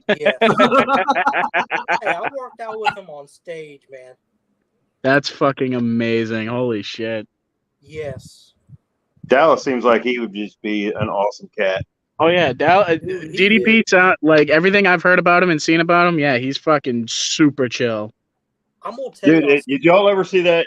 For the wrestling fans, I'm assuming all of us are wrestling fans in here. Did y'all ever see that one video after Scott got in better shape at Dallas's house and they sat down to play the wrestling game? Oh yeah. And he was like, and Dallas was like, "Man, what the hell, man? There's like 3 of you on here. I'm not even in the game." Yeah. And they're like, Dallas gets pissed off and like goes to walk away, and Scott looks at him and goes, "Come on, man. You can be Randy. I hear he's got a nice finish." Yes. I'm supposed to actually I'm supposed to be meeting Sting. And that'll be he's another one I've heard is though he's a bit of a religious guy, so like, you know, like yeah, but I just heard I've heard the last day or so that him and Jericho were supposed to have his last match. Yeah, he's still going. Aren't they like they were feuding, right, in the AEW? Sting, yeah, but they're saying that like Sting's retirement match is going to be Jericho. Yeah, because I know you don't watch AEW, Ren, but I think on the last episode of Dynamite, they like put each other's bats in their faces. Pause. Yeah, it's funny because I met Scott Hall once before he passed. Luckily, I was able to get a picture with him. But that's funny because there was a video, I forgot who posted it, but like there was like a fan vlogging and they had like a webcam on him, or like one of those little GoPro cameras. And Scott Hall was like, he's like, is that a camera? Is that filming? And they were like, yeah. And he was like, man, he's like, look at how tiny that thing is. He's like, you could bring that in a strip club. I fucking love Scott Hall so much. Like, bro, that's hilarious, dude. Dude, I don't know. Dude, the night that he tased Goldberg, when Goldberg finally dropped the belt, I saw him at the hotel that night because that was here. And, you know, because they did the back-to-back at Baltimore and DC for Starrcade and for Nitro.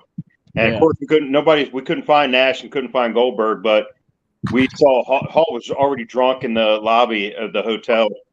And my friend Pat reached across like all these people to give him a too sweet, and Scott had a drink in his hand and reached with his other hand and too sweet and gave my boy the too sweet. That, of course, what was that, 98? Yeah, that was the first night I ever met him. That's dope. Man. He's one of the ones I wish I could have met. And then Big Show walked in. Well, the Giant walked in, and me and my boy Chris was like, "Bro, there's a Denny's right around the corner. You want to go meet us and like hang out, and we'll go get Denny's?" He's like, "Oh, I appreciate it, guys, but I just ordered room service." So, you know, that was the 2 times that I remember meeting him. The other night was Backlash when he did the Big Showster when he was Hogan. Oh yeah. And he was standing in the lobby, and we were like, "Yo, what was it like to do it?" He was like, "What was it like to do Hogan?" Blah blah blah. And he was like, "Well, the fucking guy did give me a lot to work with." Oh yeah. What's that? That's awesome, man. Yeah, is that when you met him, Rez? Yeah, it's Nash. I heard Wallman's trying to get back in ring shape. He might come to AEW. Yeah. Really? Yeah. It's a shame that the Bronco Buster's like outlawed because like I kind of miss him doing that shit. Didn't he? I mean, I don't know how often he wants to do it. He like blew out his butthole doing that, literally. What did I just see the other night? It came up on Instagram. Mae Young giving. Was it Bischoff? Yeah, it was Bischoff. I can see it. Did you hear the story behind that? Bischoff probably enjoyed it. No. I could promise you he didn't enjoy it because let me tell you this quick story. So that night, because I was watching this one of the things on WWE Network when it was on. Michael Hayes was telling me, he's like, I go in the back, I'm looking for Fabulous Moolah and Mae Young, and I find them, and they're like, come on, Moolah, like we gotta go. And he's like, hang on 1 second, she's putting sardines in her crotch. What And then she gave him the Bronco Buster with a front area filled with sardines. So he did not enjoy that. That's my WrestleMania Oh moment. my! I need to get that framed. I gotta get that shit framed. What was your? I mean, Adam, I know you hate the Eagles, but what was your honest opinion of that belt? Honestly, Whoever it was made that no belt, the belt. whoever The belt made that is dope. pretty I know I badass. said it was trash, but no, that was actually pretty dope. I like the belt. I mean, I wish it wasn't the Eagles, but like, you know. And I don't hate the Eagles. I just hate the Eagles because fucking Neil won't shut up about them.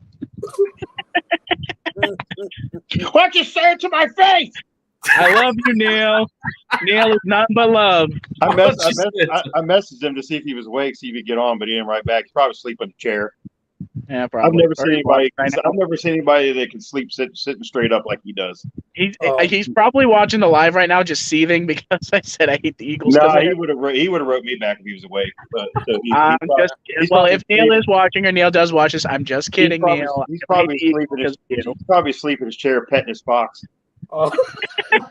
Festive. Pause. No pause. He probably is. No. Whoa.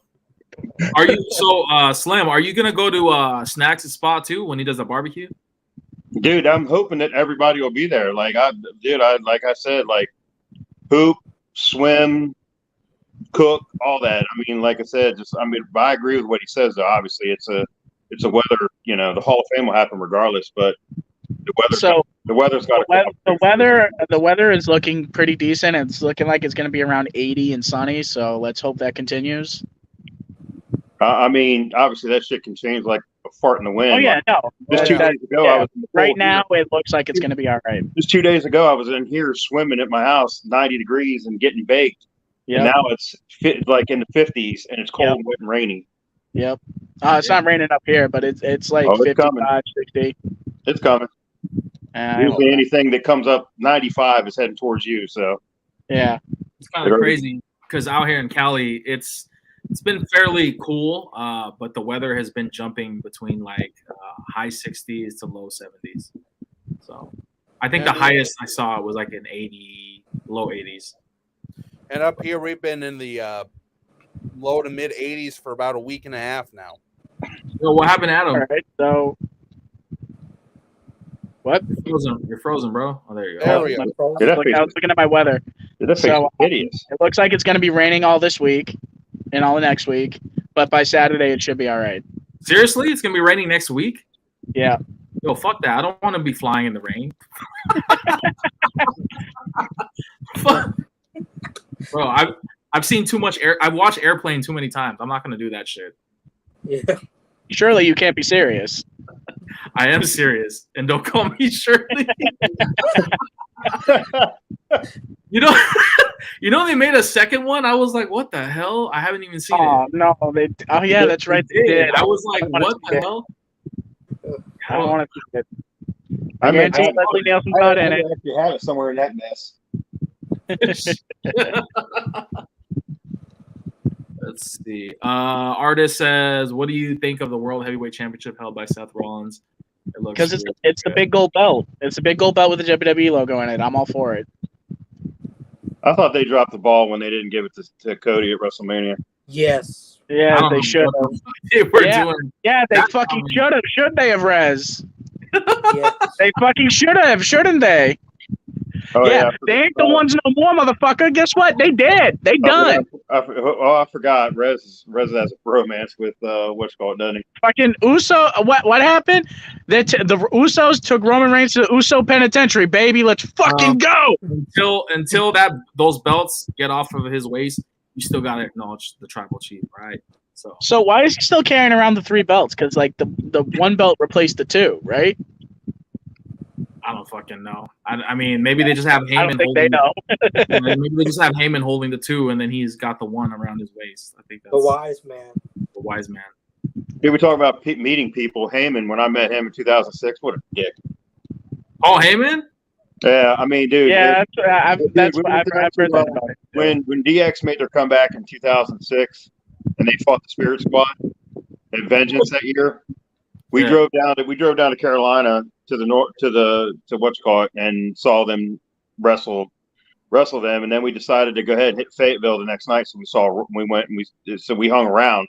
We saw Raw the following night at Fayetteville, and Heyman was just like walking around aimlessly, just like a complete dick, wouldn't interact with nobody. Like walked across the street to the CVS or to the Rite Aid or whatever it was, got snacks and all that, just wouldn't talk to no one. And then here comes Vince and Shane walking in, interacted with everybody, talked to everybody, was hanging out, and finally the people at the hotel were the ones that said, "Okay, guys, get away. Let's let them go up to their room now." And we got pictures with Shane. I've shown my picture with Shane. I remember how fat I was back then. I was wearing what TO? I think I was wearing a TO Pro Bowl when he was still with the Niners. Yeah, that was and I had a picture with Vince too, and of course I'd fucking lost it. I mean, 2006. Your camera phones weren't very good, but it was a hell. I don't know if I found a picture with Vince at this point. some little kid walked up, and I thought that was super cool, and I actually I said this to Shane. Little kid walked up and told me when we were standing there, and this is when they were doing the whole fake Kane thing. Yeah, dude, it was hilarious. I remember when the fake Kane wrestled the real Kane. Yeah. And I mean, dude, the match sucked. So, you could hear a pin drop. Nobody was cheering. Somebody behind me yelled, and you could just hear it echo through the arena. "I bet Kane wins." The whole fucking arena busted out. You could hear the whole arena bust out laughing. My whole section busted out laughing. And so the fake Kane walks in, and I remember looking up and seeing him, and I was like, okay. And some little kid says to me, he's like the best, the greatest person or the greatest wrestler or whatever it was that I've ever seen that I ever got to meet was Bret Hart. Yes. And I said, oh, cool. Well, here comes Vince and Shane walking in, and Vince goes straight over to the counter. Shane stops and mingles with some, goes over to that very kid. And then the kid comes over to me because then Shane ends up catching back up with Vince before I got to meet him. And the kid says, I changed my mind. He goes, Shane McMahon now is the coolest wrestler that I've ever met, blah, blah, blah. That's dope. Well, the kid disappears. The kid leaves or whatever, and they leave. I told Shane, I said, that little kid right there said that Bret was his favorite. And he says, now it's you. And he goes, that's cool, man. He goes, I just – and Vince, like I said, if it wasn't for the hotel personnel that were, okay, people, get away, let them go. Right. I think Vince and Shane would have hung out longer because they were happy-go-lucky and super cool. Yeah. Yeah, Bret Hart, man. When I met him last year, coolest dude ever, man. You want to talk about the longest line ever, man? I remember his line was 5 hours long, man, and He took time with every fan. And I never forgot how nice he was with my mom. He actually got up off his chair and took a picture with my mom. Oh, that's I never forgot that. And I'm actually meeting him again this weekend. I usually don't meet wrestlers 2 or 3 times, but you know what? I never forgot what Bret Hart did with my mom last year. Getting up off his chair. So I'm taking another picture with him, and he's one of my all-time favorites. Bro, I'm kind of like the old guy here in the bunch. I'll be 47 in a week. So you guys are a lot younger than I am. So when I say that, like Hogan and Bret, like, dude, Bret really was like when I was a kid and started watching it wrestling hardcore in the mid to late 80s, and Bret was with the Anvil and the Hart Foundation, especially when they turned good and they fought Demolition and they fought the Rockers and the British Bulldogs. Like, that's where it all started with me, with Bret. Like, a lot of you guys probably just really remember him from when he was in the singles. When he finally broke away from Jimmy. I started watching when he was with when they redid the Hart Foundation with Brian Pillman and Owen Hart. Oh, Christ, that was the beginning of the Attitude Era, right? Yep, that's when I started watching. I was like 4 years old. That was around the time, like, I started getting into it when, like, Undertaker was like sacrificing people and stuff. I was like, what is this? I actually watched this Survivor Series in 1990. and when he debuted, and they were like, and and the build up was, oh, who's going to be the $1 Million Man secret tag team partner, blah blah blah, and then here comes Mark, here he comes walking out. And what I think is funny about that, when you go back and you watch, and it's just like, it's just hard to fathom. Speaking of Shane McMahon, it's hard to fathom when you look back at the night that Taker debuted. He was like out of control because they really didn't know what to do with his character. So he's out of control, didn't know how to handle him. I think, if I remember right, I think he ended up fighting Dusty all the way to the back. Yeah. Yeah. So, and to find irony, if you guys ever get bored and you guys ever see this match again, look at the referee that's trying to hold Shane McMahon, right? Right. And you're sitting there looking, it's like these fucking guys are going to end up in Dallas at one and end up wrestling as they're going to have a match at WrestleMania. It's like, how many ever years later, 25, 30 years later, whatever it was. So like I still remember that night. It was what, the Hart Foundation, Coco Beware, and Dusty versus Rhythm and Blues, The Undertaker, and the $1 Million Man. That's awesome. And DiBiase ended up winning, and to go to he ended up winning to go to the main event. Yeah. Do you guys know The Undertaker's original name before he actually debuted? Kane the Undertaker. He was Kane the Undertaker. Yeah, he did. I think he did a house show where he did a dark match before. Did you guys end up seeing that? Did you guys ever watch when he did the Broken Skulls with Steve? Yes. I did. He says, and I still remember this. Like, like I said, I watched wrestling then. So me and Gene, they were building up that they had this. They were getting ready to crack this egg, and it was going to be open, and they were going to have this egg that was they were going to crack it at the Survivor Series in '90.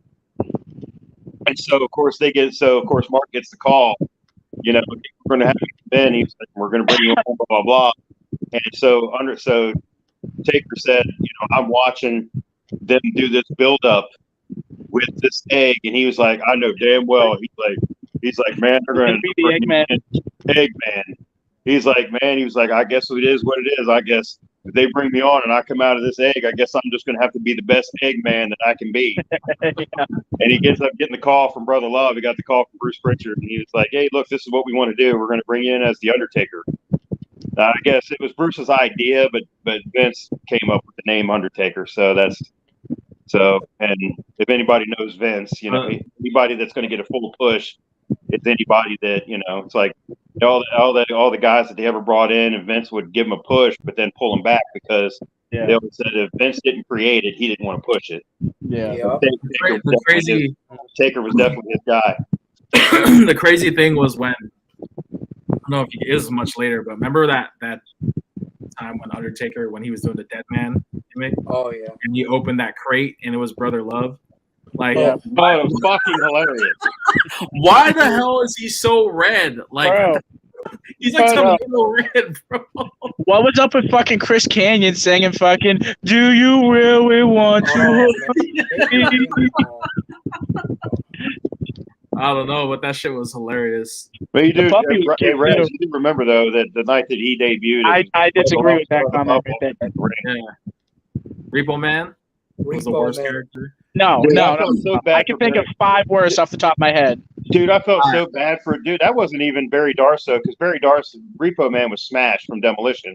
Yeah. And the worst gimmick was when he went to WCW and he was like carrying the golf clubs around, and he was supposed to be like he was like a mid-carder on WCW Thunder. That's how bad his character was. I can think of 5 gimmicks off the top of my head right now that are worse than the Repo Man. Easy. Ooh, let's hear him. Okay, so we got the Goon. Awful. TL Hopper, the Ass Crack Show and fucking Plumber. You got Mantor.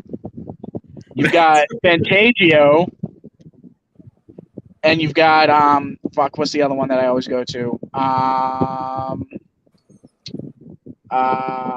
Flash Funk. Stone Cold Scorpio, man.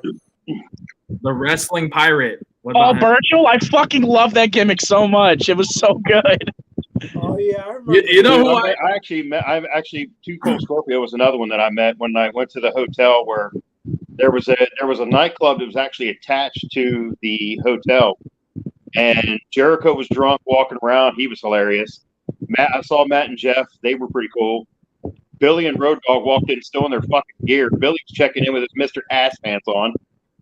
and for whatever reason, Too Cold. WWF Music Volume 4, Track 10, baby. I'm an ass man. I'm an ass man. I saw him do a shoot interview. Somebody asked him about all of his. I asked him about all of his songs. Bro, he did not have a bad song. Nah, he didn't. Who I mean, who was worse? You remember when it got banned? You remember the Right to Censor came out and banned his song? Yes. That was hilarious. That was funny. Dude, wrestling was so good, and from like '98 to, because it was true when they said that you wanted to watch Nitro and Raw at the same time. I literally had two fucking TVs sitting next to each other watching both. Oh man. Dude, I thought I was king shit when I got a picture-in-picture TV and I could watch both of them at the same time. Yeah. And I had a little square in the bottom, like, oh, shit's going on. You get to hit switch, and they would switch on the screen. Yeah. Jim Johnson, yeah, he is a legend. Yes. He should be in the Hall of Fame. Straight, like I remember when he was talking about The Rock when he was making his theme song, and he was like breaking it down how every like theme was like upping the tempo. It's like Him talking about Vader's music was fascinating to me, and it was only for like 30 seconds. Yeah. That's really my favorite Rock theme still is probably when he was still heel before he got his new one in '99.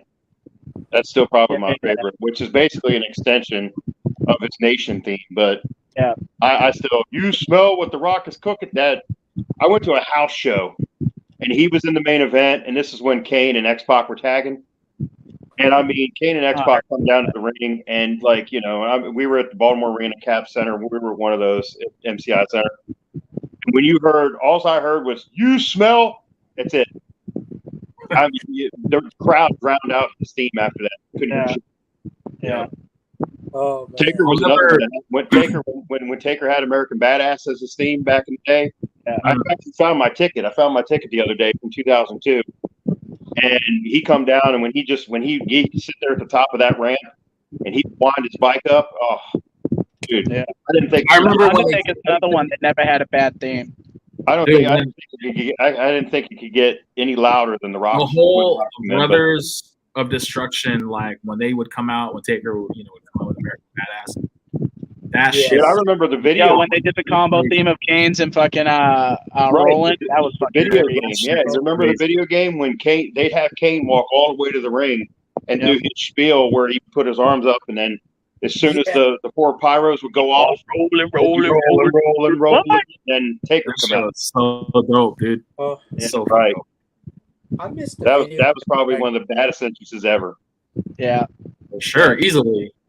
I love my favorite Undertaker theme though is when he was doing the Ministry of Darkness, but he said like the prayer at the beginning. Oh yeah. Yes.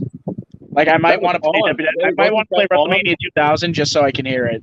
Wasn't that on? I mean, you can find it now, obviously on YouTube, but wasn't that on Volume 4?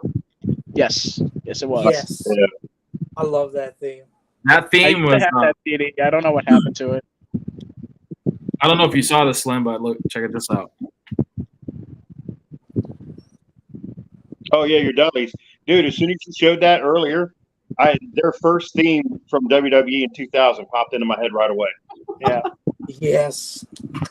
Dude, I think one of their underrated theme, and they didn't use it very often. They didn't use it very long at all. Was when Sliva did their version of "Get the Table." Yeah. Yeah, that one was dope.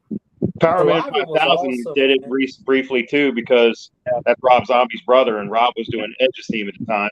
But their Powerman 5000 was pretty fat, but they didn't use it very long. Yeah. I think the song. I wish they would license fucking Never Gonna Stop Again for Edge, just for because they did the Brood theme, like they need to bring back the Rob Zombie theme. Well, do you remember when Edge actually changed over and got his new theme? And Rob came out to promote House of a Thousand Corpses. And Edge walked out and he goes, "Why are you here? Are you mad because I stopped using your crappy theme?" Yep. Yeah. Yep. Best WCW theme music. I have to go with. I mean, it's NWO.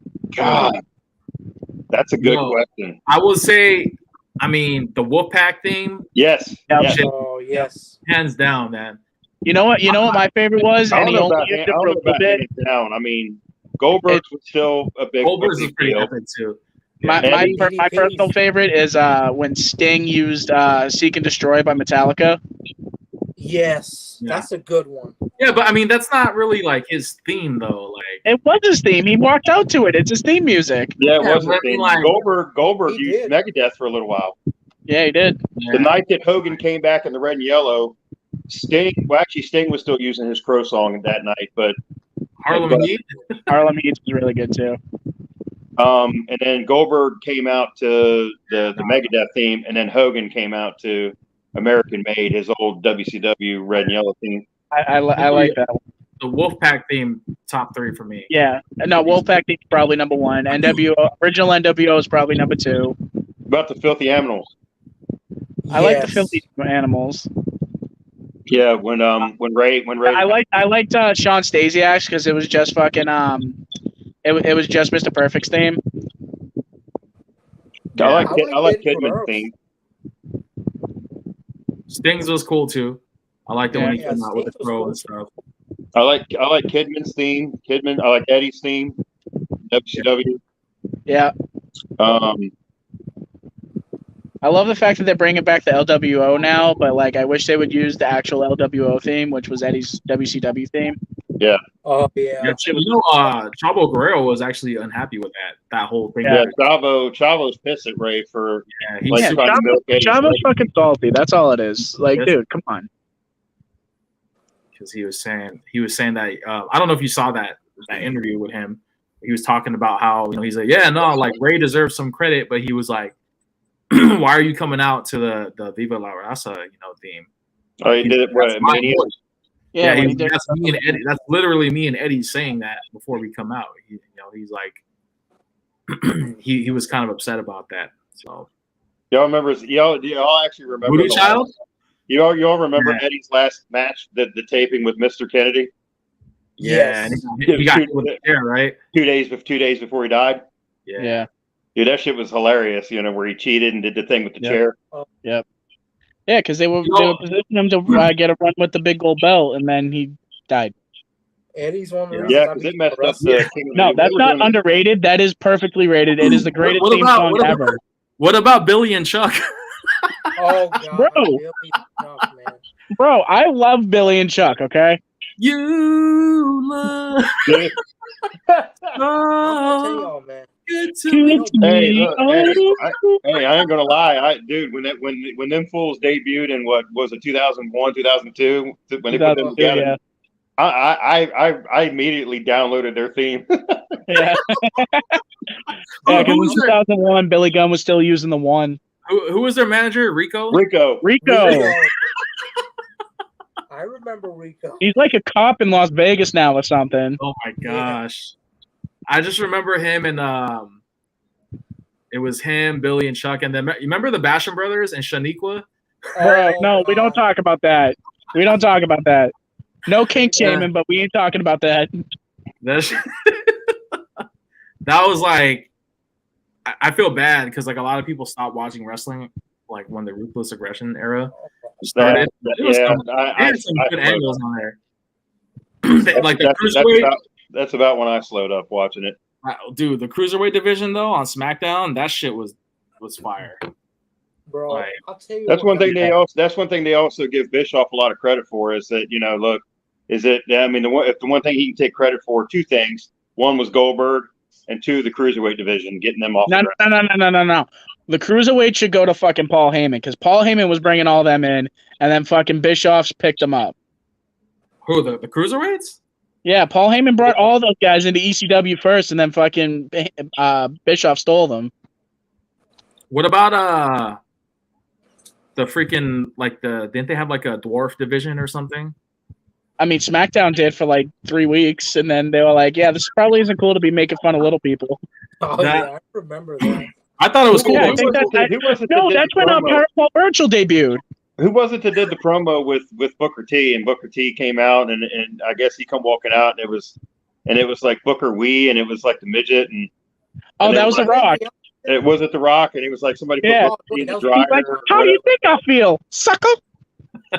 Somebody said that Booker T was somebody put Booker T in the dryer. Yeah. Yeah.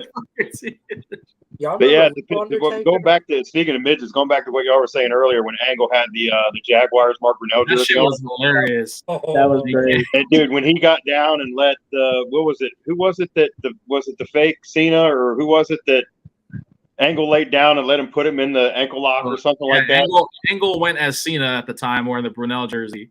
And then the little dwarf guy came out as Kurt Angle. He had like Yep. he takes off his thing. He's like, he starts the ankle lock on Kurt Angle, and he's like sucking his thumb. That's Dude, the comedic part of wrestling around that time when Steve got hurt, that happened to be part of the biggest. You know, because he'd sit in the back because he couldn't wrestle, and he'd be like, you know, Vince, I got chicken soup for the soul, and he'd sing a song to him, and Deborah's sitting there, and then what was it? The angle where Deborah, if I just had something to eat, I'm so hungry. You just eat my cookies, whatever. She's like, Steve, eat my cookies. And he wouldn't eat them. He'd throw them, and he'd break up against the wall. And then it was the same episode. He goes out, and I guess he's at catering. He's at the catering spot and by Gorilla or whatever. And Stacy walks up. I don't know if y'all remember. Stacy Keebler walks up and says, Steve, I remember Stacy Keebler. Steve, I made these wonderful cookies. Would you like? Oh, I'd love some, Stacy. Thank you. And he takes them, and he's like, I love a cookie. And he like, you know, and the camera's like in real close. You know, Deborah's standing right there, and she was. Oh yeah. And so Stacy walks away, and of course he turns and he walks right into Deborah, and you hear him throw the cookie, and you hear the cookie hit the ground in the back, and he was like, oh, just talk to Stacy, bro. I love you. But and then she walked out. I remember she was still using Jeff Jarrett's whole theme even after he left. Yeah. And she walked out and gave cookies to everybody ringside at SmackDown. Yeah. Steve was using a shitty theme back then. I hated when he got away from Glass Shatters. I hated it. Isn't that crazy that Stacy Keebler dated George Clooney for a while? Just quit. Yeah, I know, right? I mean, shit. Tori Wilson was like she's literally from here. Yeah, she was a cheerleader for the Ravens, right? Yeah, she's from a town called Dundalk, and we call it Dump Dog because it's such a dump. And she ended up, she caught on, and I saw like the how she caught on. I saw the little interview, how she caught on to get into wrestling. Yeah. I mean, it's like the same thing when Tori Wilson dated Alex A-Rod. Yeah, that's right. Oh yeah, that's kind of random too. Right, I forgot about that. I'm sure Billy Kidman had some fun with her, did he? Yeah. Jazz, Douglas until they had the Viagra on a pole match. Oh man, good underrated talents for sure. Yeah. There was a lot of great divas back then too, man. Yeah. Oh yeah, man. Molly I think wrestling today is in a much better state than it is than it was back then. The one that makes me laugh too was Molly was one of my favorites, so she cut her hair off. Oh god! I just loved it when The Rock went heel and him and Hurricane were feuding and stuff. Mighty Molly. The Scorpion King has a tiny ding-a-ling. He's like, get your Hamburglar monkey ass out. And then at WrestleMania 20, when he's doing the promo before the match, and he's like, we got the Hamburglar, we got Grimace. Didn't he call Rosie Grimace? Yeah. Yeah, Rosie was the superhero in training. Dude, Goldberg apparently had a problem because Goldberg said that he knew he wasn't going to renew his contract when he saw the shirt that Rosie was wearing. Yeah. Y'all remember what his shirt said? Superhero in training. And it spelled out shit. Yep. Goldberg said, if my kids, he's like, I don't want to endorse. I think I still have that action figure, to be honest with you. Dude, that shit was great. It said superhero in training, and down the side it said shit. Yep. I mean, that had been cool for Helms, though, to get to work the promo with The Rock. Yeah. Hamburglar and Grimace. The Rock as a heel was just pure comedy, man. Oh yeah, Hollywood Rock was like the greatest version of The Rock. Yes. That promo he cut on Sacramento, though. Oh, I know. That's like the greatest. When he came out with the guitar. Yeah. Yeah. It wasn't gonna last though, man, because they didn't want him bad. No, I know. The crowd will tell you what they want, and yep. And they just do not want him back. Yeah. surprised He y'all haven't He talked tried, and they booed He's a a little bit. national treasure, They were man. like, we don't like booing you. You can't have The Rock as a heel. It doesn't Rock work. and Sock connection, man. I can't believe we haven't talked about that yet. Him and Mick Foley. Dude, that Mick Foley's one I want to meet for He's a sure. I cool want to meet Mick dude, Foley. He seems like he's the most down to earth person. He is like You met him, right, Big John? Mick Foley? I did, man. One of the sweetest guys I ever met, bro. Like hands down, man. And you know, this year gonna be the 25th anniversary of his Hell in a Cell match against Taker, man. I gotta get me a red flannel and a cactus sack shirt.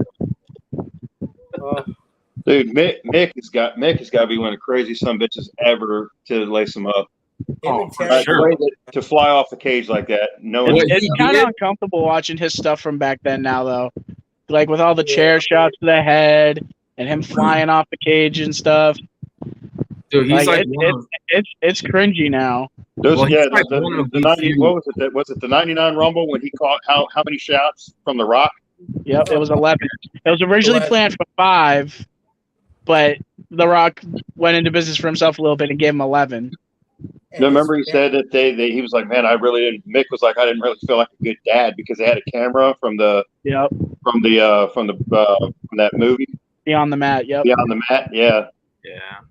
He's like, Mick was like, man, I don't really feel like a good dad now because, you know, seeing how Noel and how the kids it was were acting. Noel, Dewey, and oh man, I think there's another one. Good dude though, Mick Foley, man. One of the he's one I definitely want to meet at some point. Like I'm making it my goal to meet him at some point. Did you guys ever see the? I don't know if you guys remember. Obviously, this is your life with The Rock. Of course. Yeah. But the highest rated segment of all time on Raw. I like right. Which one? I think the funniest is when the Mick set The Rock up and The Rock didn't know that he was going to get him, and he was like, Stone Cold gets run down, you get a chance to become the greatest. You know, you're the best wrestler. Blah blah blah. Whatever Mick said. I'm paraphrasing what he said. How does that make you feel? Puts him right in his face. The Rock can answer him. It doesn't matter on me. Yeah, I got it. Yeah. Dude, Rock's face was just like, fuck, he got me. Rock this broken smile on his face, like, son of a bitch. Yeah, I did it. And then all those Rock and Sock segments where, what was it? Somebody found the Rock and Sock jacket that Mick got him for their team. He was like, "Oh, I found this in the trash." Like The Rock threw their jacket in the trash. And they were supposed to have a tag match, I think, against the Outlaws. Yeah. And Mick had gotten jumped in the back, and Mick was laying there, and he was like, and The Rock walks by him and goes, "What the hell happened to you?" And he was like, and it like he was jumped. He was jumped from behind, and Mick's laying there all beat up, and he goes, "Win one for the Micker." Win the hell for Micker, you idiot. And then walks out. I remember Mick Foley visit Vince McMahon in the hospital with the clown lady. Bro, that sound, you know what? The sound that fucking that bedpan makes is literally the perfect fucking sound. Okay, because of that, I have to pull something up. Because this is probably my most iconic moment. Real quick, you know how they're doing that whole A&E thing? Somebody even said that they wish they could find the bedpan that they hit Vince with. Yeah. Yo, man, that A&E show though. Whoa. Steve was like, "Let's find out how full of shit you really are, Vince." And he took that thing and he shoved it up Vince's ass right at the very end. Oh my god. Oh, you could not do that shit today, bro. Oh yeah. I remember that, bro. Wait, what was that? How was it to meet Steve? Oh, he's super cool, man. Oh shit! I had him sign the bedpan, awesome. And I was telling him about it, and I was like, "Is there any advice you can give me about this?" And he's like, "Yeah, don't use that bedpan anymore." Oh man! He's like, "Don't let me catch you using it." But it's funny because I got the autograph signed first, and then he signed it, and then he told me, and then I did the photo op, and I literally bought a freaking hospital gown on Amazon for like $8, and I put it on as I was in line, and everybody was like already knew right off the bat. They're like, "Dude, he's not gonna do this shit. I'm like, I pull out the bedpan. I'm like, watch me, and I take the photo, and Steve is just looking at me like, shit. But it was see, that's cool. That's cool that you got that right. You know what my dream promo, my dream promo would be is now when I don't know when y'all saw what I wrote earlier, dude. I turned into the biggest fucking 12-year-old Mark when Hogan beat Randy that night, and obviously I didn't. It was not billed as his last WWE match. It just ended up being that. I think his last match was in TNA in 2011 or something. But his last he fought Sting. Yeah, but his last WWE match was Randy Orton with that whole Brooke trying to get into the music business thing. Saturday night's main event, yada yada yada. If I could just like bypass getting an autograph or something like that, and I could get Hogan to cut a promo on me, like how fucking cool that'd be if I could get him into character for 20 seconds, you know. What you gonna do when Hulkamania and Big Slim run wild on you? Like something like that. Like dude, I'm telling you, when Real American hit, like I was already like my skin started crawling when he walked out. And ironically, we paid like $1,000 for the whole, you know, it was like $1,000 for me and my buddy to fly to Boston. It was tickets, hotel, everything.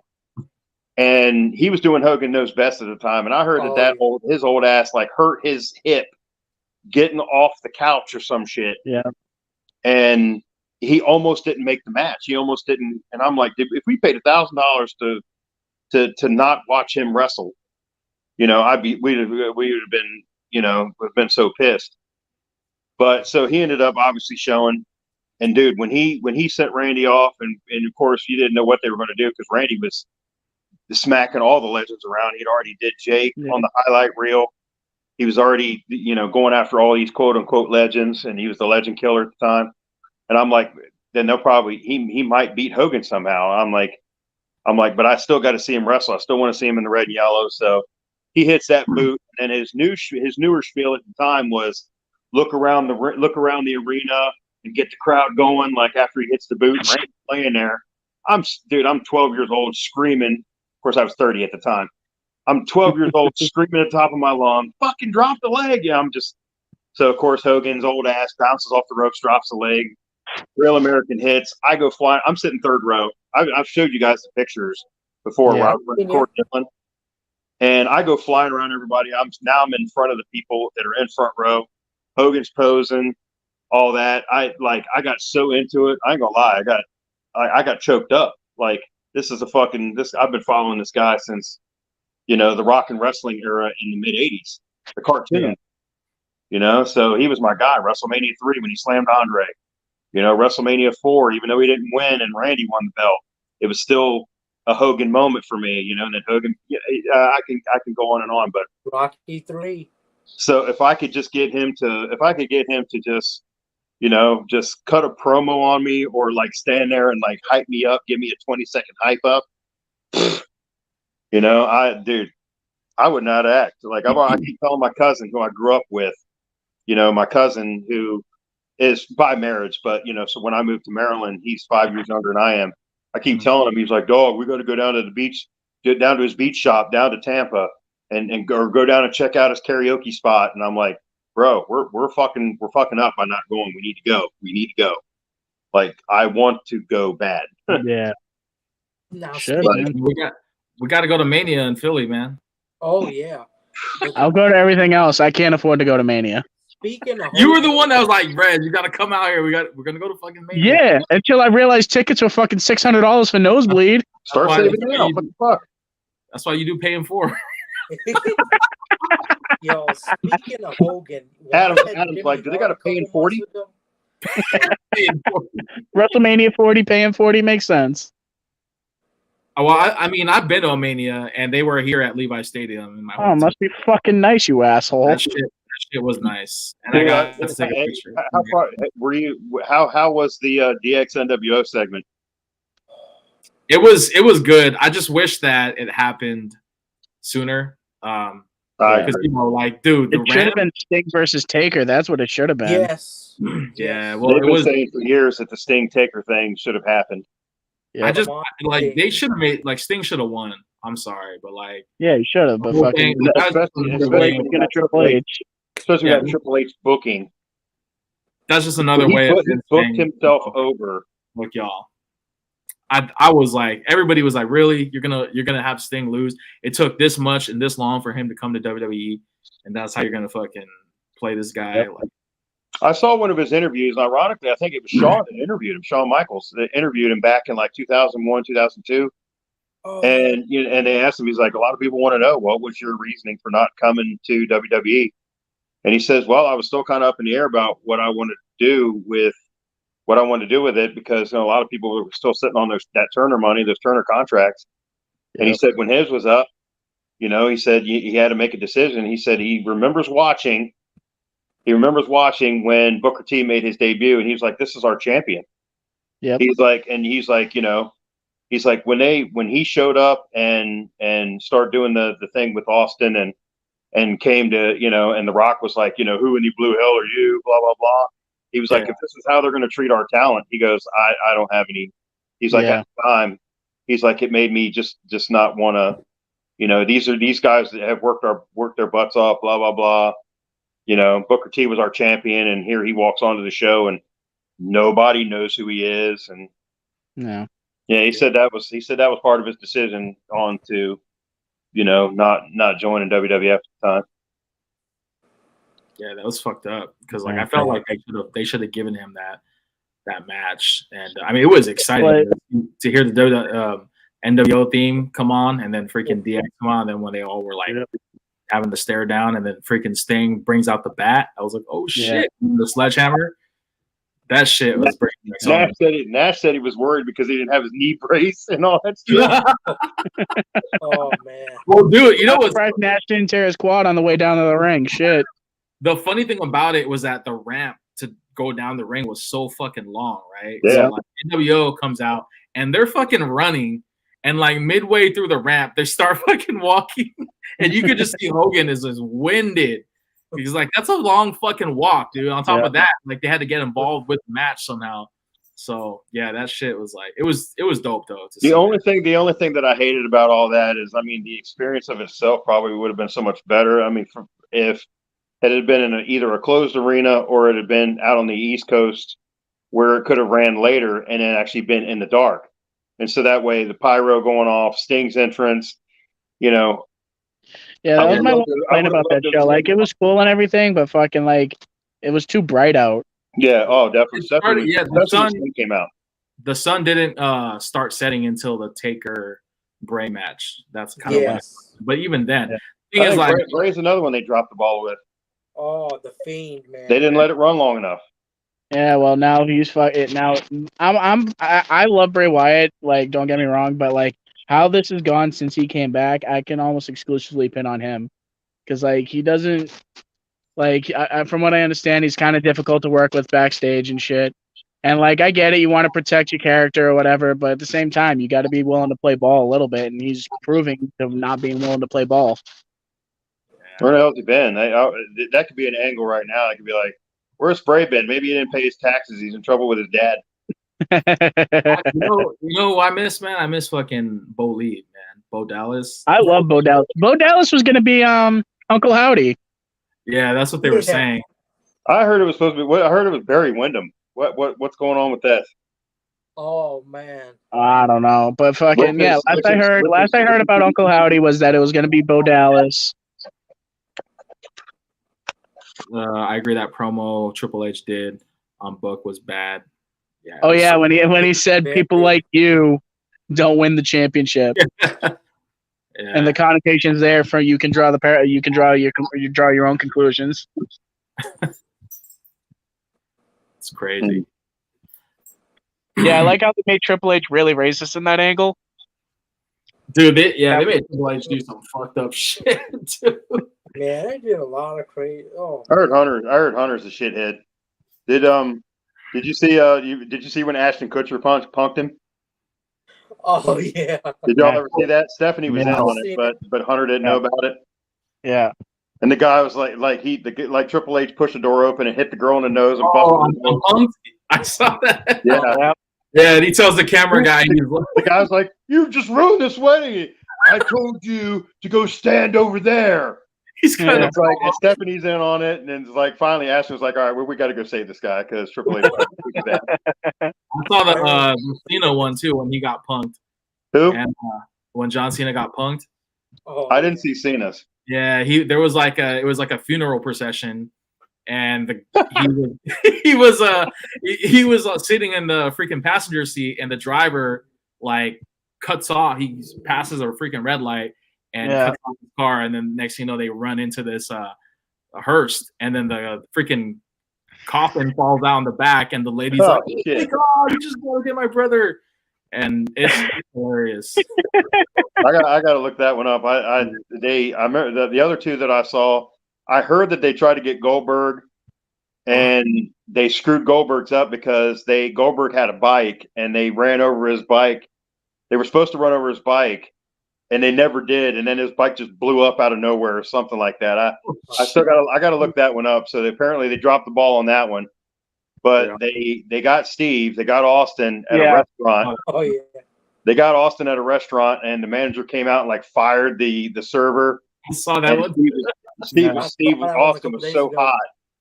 Austin was so hot, he was just about to snap.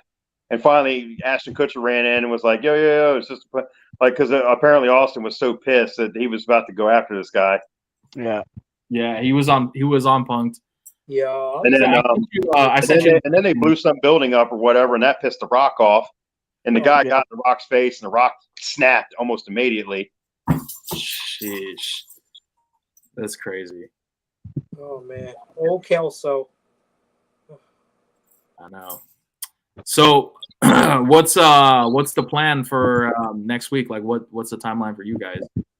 Are you guys gonna meet up before the Hall, or are you guys gonna all meet up for the first time on July 1st?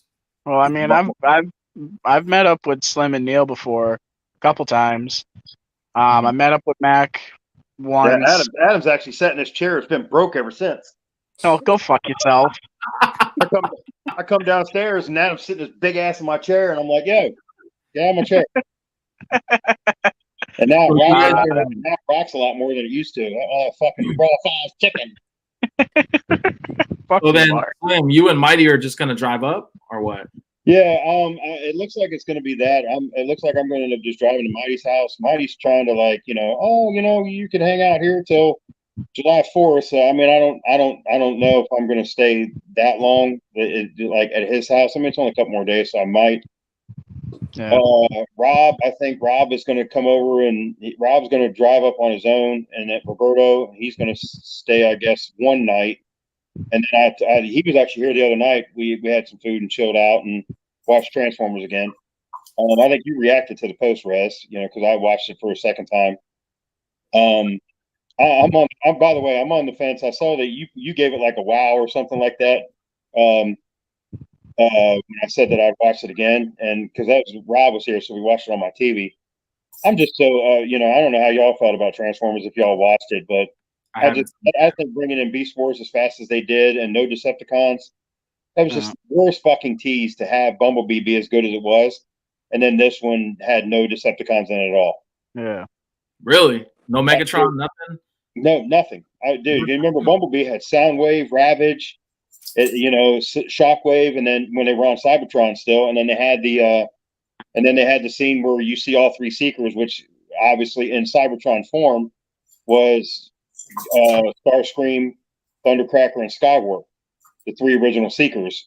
And so I'm thinking, after this whole thing happened, on Earth, and you see Transformers coming in through the atmosphere, that's like these are probably going to be Autobots followed by Decepticons. And I'm like, I was giddy as shit for the fucking new one. And I was like, and then when I saw that they didn't have any fucking G1 Decepticons in this one, I was like, and so I was butting heads with Rob a little bit because Rob's 10 years younger than me or whatever, so he grew up on Beast Wars. Whereas I grew up on Beast Wars too. When G1 came out in '84, I was already 8. Yeah. So Yeah, I remember watching Beast Wars when I was a kid. When I would wake up before I go to school, that shit was dope. I loved it. Animation on it was fucking terrible, even for the time, but it was so cool. Oh, what do you mean? It was like Dude, it was in on par with that reboot. 83, 84, and 85, you couldn't tell me shit. He-Man, Transformers, Thundercats. Those and all 3 years. And I hate to admit it too, because it's even up in there. But I even watched She-Ra because I was hoping to see He-Man. Yeah. Yeah. I know They they took when they took He-Man off the air and they had She-Ra running, he would constantly make like cameos. So yeah, there was, according to Slim, there was no Decepticons. nope. Sorry. I didn't. Spoiler alert. Well, damn it! Now I was gonna watch the movie, but damn it, now I'm not going Well, to. I mean, No, don't get me wrong. As a Transformers movie, it's good, but I mean, dude, I'm almost 50 fucking years old, and I'm pro G1, and that's it. It stopped in 87, 84 to 87. I don't want to talk. I'm not going to say anything really positive past 1987. And man, you gotta give Beast Wars a chance, bro. I just thought, dude, like this is how it happened. Like it was me and Mighty, and when Bumblebee came out. And we went to King of Prussia, I think to the same spot, Adam, where we saw Fast. Yeah. And with the fucking Rocket Fiero. Dude, that was hilarious. Bro, that fucking Fiero we saw afterwards was fucking legendary. Dude, the funny part about the whole Fiero thing is I had a chance to buy a Fiero in 1993. And it was like $7,000 back then, and I was, even then it was a little bit too much, so I never bought it. So I actually almost owned a Fiero back in 1993. Sheesh. But yeah, so here's what happened. So Mighty and I, we go to the King of Prussia Mall, and the theaters that I go to here all have recliners now. I don't know how they are out there, John, Rez, where you guys like these theaters basically upgraded their seats to where they're basically recliners with tables, so you can't drop shit. So here's what happens. Mighty takes me to an antique theater that still has, seats with no cup, barely anything. So I go to do something and I knocked over my bucket of popcorn. Oh shit. And so the credits are still like the previews are still running for other movies. So I bolt my big ass back up there and get me another bucket of popcorn. And as soon as I walk back into the theater, the Cybertron scene from Bumblebee is just starting. And here's Soundwave hitting the button. Ravage comes out and transforms, and he's chasing after Prime. And dude, I stopped where I was because I wanted to make sure I didn't miss any of it until they went to Earth, and then your boy Cena showed up, and I was like, okay, he sucks, and now I can make my way down the steps. We got a special guest. I'm gonna let hop on right here. I think it's his first time on here, but he's usually live. It ain't no little kid, is it? No. Hold on. Is he coming back? Oh, Hey, what's up, y'all? Yo, what up, man? hey. GTC. What's good? What up, man? I heard. Hey, what's going on, y'all? I heard Transformers, and I said no Decepticons. What the hell happened here? 'Cause I still haven't watched it. There was nobody fucking more disappointed than me, man. Oh my goodness. That was Yeah, the we're one. about It's the the same Beast age. Wars So, time. That's why, bro. I never was a fan of Beast Wars. No. To be honest. Really? I guess me and Adam are the only ones then. 'Cause that was- And those fucking reboot graphics. Oh yeah. Hey, you watched that Iron Man yet? You didn't watch Iron that, Man? did you? Which one? I watched the first one. I'll give you. Yeah. Come on, man. Hey, just do yourself a favor and skip the third one. You don't need to watch that one. Yeah. It has Yeah. like no relevance. You saw Beef. You haven't seen the Avengers. Come on, you haven't seen Breaking Bad. Come on, bro. I saw Beef. What do you mean? Oh yeah, you Oh, did. no, yeah. Sorry.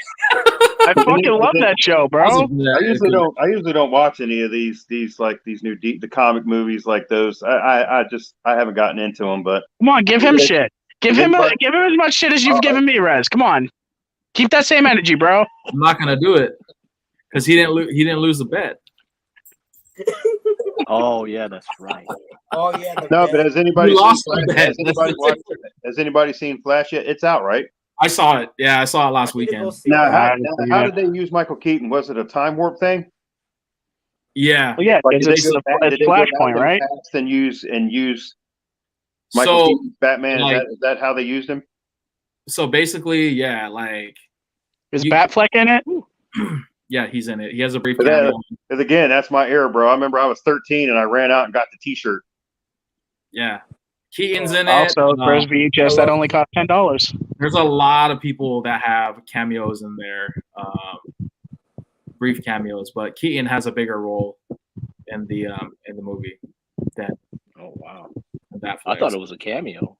But No, shoot. he has a pretty big role in the movie. But it's Anybody else excited to see Beetlejuice too? Yes. my wife is super stoked for it. Yes, I am so fucking hyped for that movie. He's, Dude, yeah, my sister's almost 40 now, and at the time, we used to walk. She wouldn't do this in front of our parents. Obviously, she's like 5 or 6 years old, and she used to go, "Nice fucking model, honk honk," and she gave it her little edited 5-year-old, 6-year-old version, edited version. And, so that way I couldn't tattletale on her. And, so, yeah. This is how ready I am. I even got the Beetlejuice socks. I'm ready. Damn. I was that shitty brother. I was that shitty brother that when we'd walk by a dark house and we're walking a dog, I would tell her that Freddie was in that house. Ooh, damn. Yo, Yeah, I was that shitty brother. Ooh. That bloody bed scene, that one really, that still haunts me kind of, man. Fucking Johnny Depp, his first movie role. Yeah. Crazy. Jeez. Yeah, what about Indiana Jones, man? What y'all think about the new one, Dial of Destiny? Couldn't care less. I don't know. No, because fucking That's the King of the last Crystal one, Skull was so fucking booty cheeks, bro. Isn't that the one that was like it was like an alien, right, or something like some extra? Yeah, it was fucking. At the end, it was aliens. With That's- Shia LaBeouf, right? Yeah, Yeah. that was, and the stupid fucking monkey scene, and You I didn't like it. that? No, it's fucking terrible. All of it, terrible. You mad, bro? Spoiler alert. Spoiler alert. How's it For a terrible? movie that came out fucking 20 years ago. I know. You never know, man. Somebody could just be hopping on the live and like, oh man, I haven't seen Yeah, that they've been movie stuck in yet. a Thanks for closet for ruining 20 years. Yeah, I saw that in the theaters. I was like, oh, I don't know about I this. saw that in my 8th grade house class or something. It was like the last day of school. Oh, Holy crap, you are young as hell. Yeah, Are you at 30 yet, dude? You ain't I even am 30. yet, I right? turned 30 on April 3rd. Oh, April nice. 3rd. Yeah, I think. Wow. I think no. The youngest one in here is Big John. yep, 23. Oh, That's Jesus Christ. That's Wow. crazy. Wait, hold on, John. What year were I you look born? 30. John, what year were you born? 2000. Oh, What? my engagement was falling apart in 2000. Oh shit! oh my goodness. Jesus Oh, Christ. I've had my Mustang longer than John's been alive. no kidding, man. I Oh, was born my April God. 26, 2000. What was it? April 26. Yeah, I bought my Mustang March 12th. Yep, I've had it longer than you've been alive. Man, you're closer than me. That's funny. Holy It is, crap. man. Ugh. She's acting up right now, so I'm not happy with her. Hey, so what? You're not going to take her up to the hall? Hell no, I don't even want to take her up to the store. I was going to say she probably won't make the drive. Dude, it'd be lucky if I got it out to the interstate. That's only a mile from here. Hey man, I started. I fucking love that car, man. Riding around in your Mustang was probably top 3 favorite moments of my trip out there. It's gonna Maybe be top 2. It's gonna be cool not driving for once. I was hoping, Rez, that you were going to be able to make it down here, and then I guess you'd already made plans with Mac to stay up there. So Yeah, well, because I was trying to figure out where. So when Snacks hit me up, he told me he was gonna be in Boston or Massachusetts area. So I was like, Well, yeah, because the hall's in Springfield. yeah, and I was like, where is that? Like, how far is that from Mac's spot? He was like, it's literally 15 minutes from my spot. And I was like, oh shit, okay. well, the haul from Snacks' old place, when Mighty and I went up there, it was like I GPSed. It was like 28 minutes. That's all it took. Yeah. Yeah. So And then Mac showed up with his boy, and they came over and met us up a little bit later on. Yeah. By then, all the drama between me and Snacks was already over. Yeah. Because we had that 3-point contest, and it got interesting. Well, when I'm out there, like I said, I'm not going to be doing any driving. I'm just going to be strictly chilling with my camera, vlogging, doing, you know, what I do on here. And pretty much Mac is going to be my tour guide. So I guess when I initially said something to you before about it was, I guess I just thought that maybe you would fly into BWI, to here, or maybe even up Mighty's, and then we would pick you up. I guess I just originally thought that that's, if you were coming out here, that's exactly that's probably how it would happen. And then out of nowhere, all of a sudden, it was like, yeah, Rez is gonna be staying with Mac. I was like, oh, okay. Yeah, it was like I said, it was like random because basically they were just, when Snacks was telling me the plan, I was just I was like, I don't know how far Maryland is from New Hampshire and stuff like that. And I was like, I want to impose. I didn't realize what we were going to see on that trip. When we first drove up there in 2019, we were just driving on 95, just kind of, and just looking around, then bam, all of a sudden fucking MetLife Stadium right to our left. And I was like, oh shit. Like, I don't know, that was kind of like the highlight of the trip. You didn't see a whole hell of a lot. It was in the fall too. So like when we got up in his neck of the woods, man, it was like the fall had already kicked in. Mm-hmm. Every fucking leaf on the tree was like orange, and it was just beautiful up there. Like the trip itself was awesome. However, I gotta come up here. You gotta come up here for the fall. However, coming back sucked, but because we just so much traffic. But I told Mac, I was like, one of these days, man, I want to go to Philly because I want to check out the Mitchell & Ness flagship. And dude, honestly, I thought that would be on your hit list when you came. It was, but then Mac was like, that's like a 6 or 5-6 hour drive. But again, no, but that's what I'm saying is when we initially said that, you were like, yeah, when you first started talking about like, yeah, I might be able to make it out there, might get yada yada yada. I'm like, and that's what I thought. I thought that that I would pick you up, or me and Mighty would pick you up, or whatever. Mm-hmm. And while you were here, that would just happen.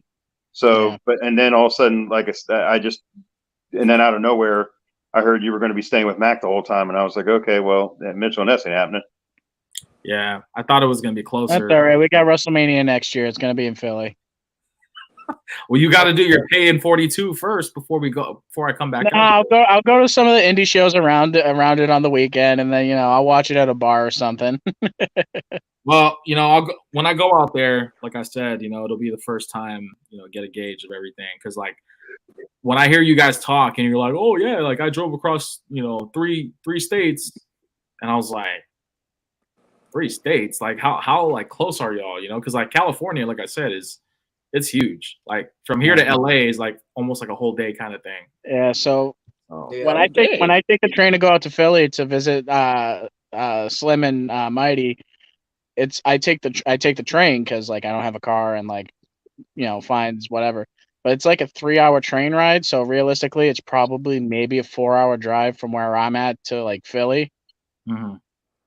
And then Mac's a little further up in the sticks, so like that's a bit of a troop.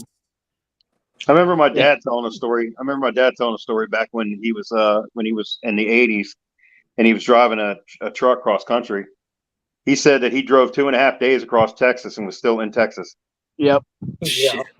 Well, Texas is a big state, man. Yeah, like, it's fucking huge. It used to be its own country or whatever at one point, didn't it? Yeah, they seceded from wasn't it part of Mexico or something like that? I can't remember. I didn't pay attention in school. Something like that. I can't even remember like Louisiana Purchase or anything like that. It was so long ago, so far away now. It's like, man, shoot. John, that was like, have y'all seen shut up.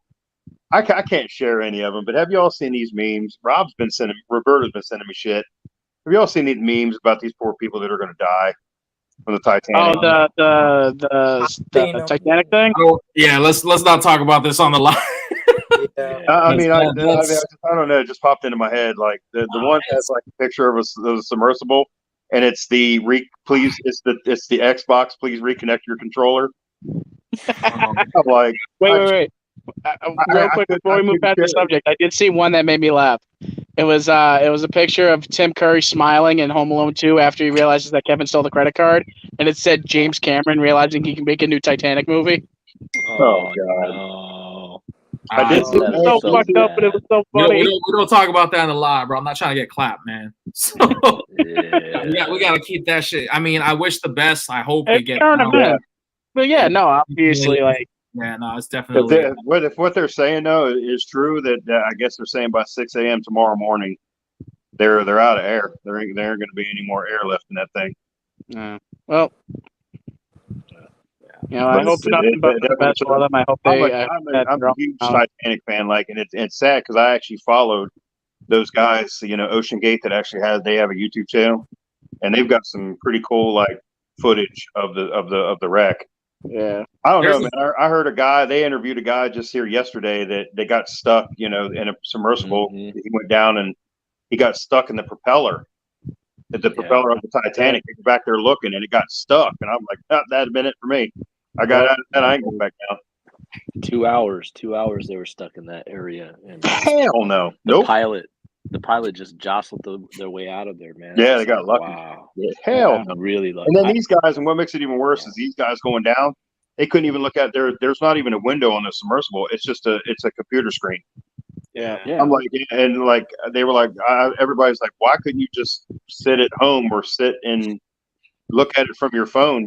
It's basically you're looking at the same thing that you're going to be seeing down there. I mean, it's a really eerie. I mean, like we all know what happened with the Titanic, but just like seeing this whole thing happen is like it's very eerie, and it's one of those things. Something happened 111 years ago. Yeah, well, what was like like I don't understand because I was like reading up about it, and they were saying that this submarine apparently got a lot of flack. Like there was a lot of experts like saying that, hey, you should not be putting this in the ocean yet. It's not ready. Yeah.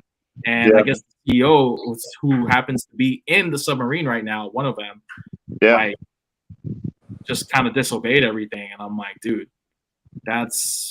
it's almost like almost like what happened with Kobe and the helicopter when they found out that his helicopter didn't have that mechanism to like detect or something like that. I forgot what it was, but they were saying that they said that Kobe's helicopter was missing something that experts were saying he should have installed, because they said had that thing been installed on the helicopter, they would have been able.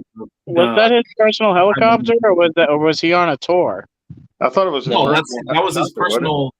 That was his personal helicopter, but I guess it was missing like a safeguard mechanism to detect. If you're too low, and it'll basically warn you. And I guess his helicopter at the time didn't have it. And so they were advising like, hey, you got to get this installed. Like, and I guess the pilot was just like, no, like we don't need it. So it's really unfortunate. I was on my way I was on the interstate on my way to visit my boy, and I got a text out of nowhere. I looked down and said Kobe died in a helicopter crash. I said that's bullshit. And then I looked at it and I Googled it, and sure enough it was. And I called Mighty immediately. I was the one that told him. He didn't even know yet. Yeah, he didn't even know yet.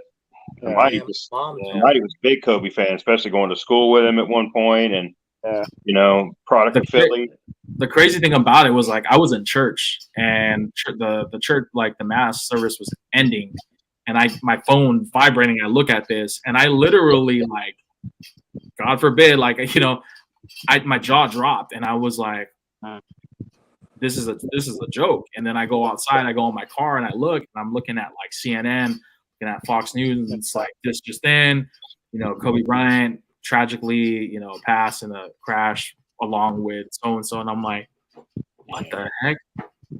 So, I saw the interview with Shaq. Shaq was pissed off because I guess one of his kids said Kobe died, and he was like, and he got mad at his kid initially. He was like, that's fake, that's bullshit, that's fake. Like, don't believe that shit. And then of course, as it it spread like, and then it was Rick Fox in the, originally what's funny is, well, not funny, but what I heard initially is this whole family, all of his kids and everything were on the helicopter.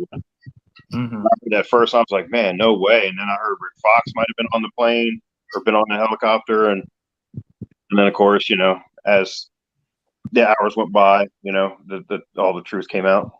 Yeah. Yeah, man. I, as a father, man, I just, as soon as I heard his daughter was in there with him, oh my God, dude. And like with the submersible, just hearing even though he's 19 years old, that's your son. I mean, oh yeah, you're talking about the Pakistani guy. Yeah. It's his father and son that are in there, right? Yeah, Like his son's 19. Wow. Jeez, dude. I mean, I got mad. I got a crazy infatuation for the Titanic disaster. I've watched a ton of documentaries. I love the movie. Blah blah blah. Yeah, but I don't. Dude, there's no way that I would go down there and look at it. I'm perfectly fine looking at the new HD footage that I can look at right here on my TV. Yeah. You remember when that movie came out in like 90? I believe it was 96 or something. It was 97, like 98. I was working. Ironically, I was working for Little Caesars, and I traded pizzas. With the movie theater, and they gave me movie passes, so me and my girl went and saw it for free. Oh, man. You traded pizza to watch Dude, that. yo, hey, I'm telling you, when I worked at Little Caesars and Papa John's, that shit is as good as money. Like, I took 6 pizzas. Yo, in 2003, when American Pie 3 came out, Too Fast and Furious, when those all came out, I took 6 pizzas over to the movie theater, and they gave me 15 passes. Oh, and I shit. called up all my friends, yo, who wants to go see Too Fast, Too Furious, American Pie? Let's go. Yeah, man. Oh, hey, you guys remember when American Reunion came out? And this yes. is like, 2012.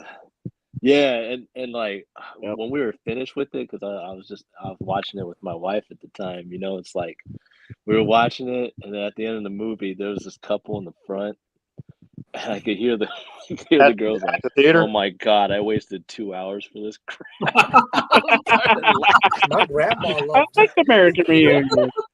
I liked it too, but Hey, look, American women Pie don't like 5 that. is in the works right now. I was gonna say John Wayne Scott is trying to work on a treatment for it. Man, I gotta tell my grandma. Didn't they just do the commercials too for fucking like DoorDash or something? They had Did they?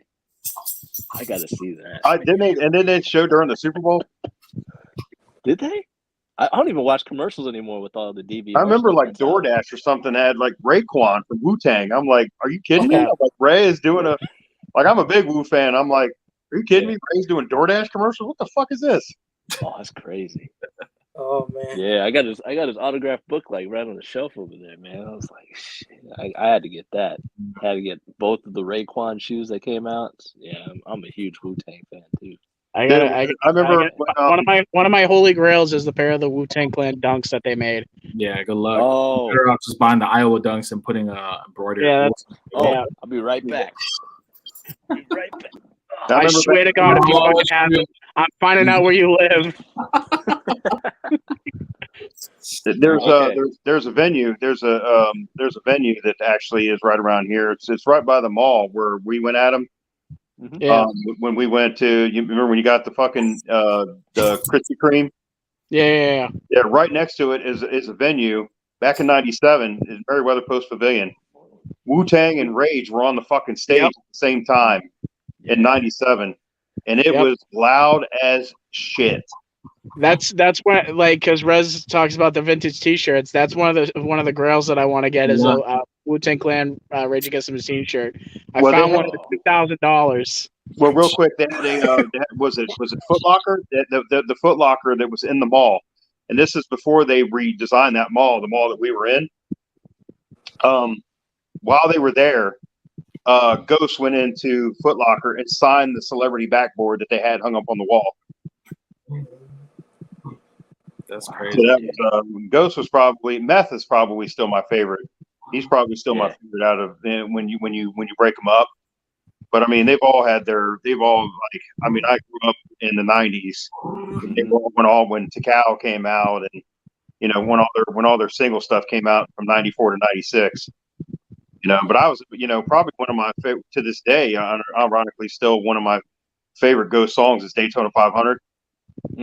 when it came off its debut, and I Yep. probably like it. I like it because for one, it's got a it's just like it's got like the lyrics are tight, but I'm also an old man, so I'm an EPMD fan, and they stole.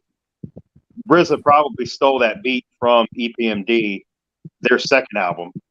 So I won't even get into that, but that's probably the reason why that's one of my favorite songs. Obviously, "Bring the Pain" by Meth.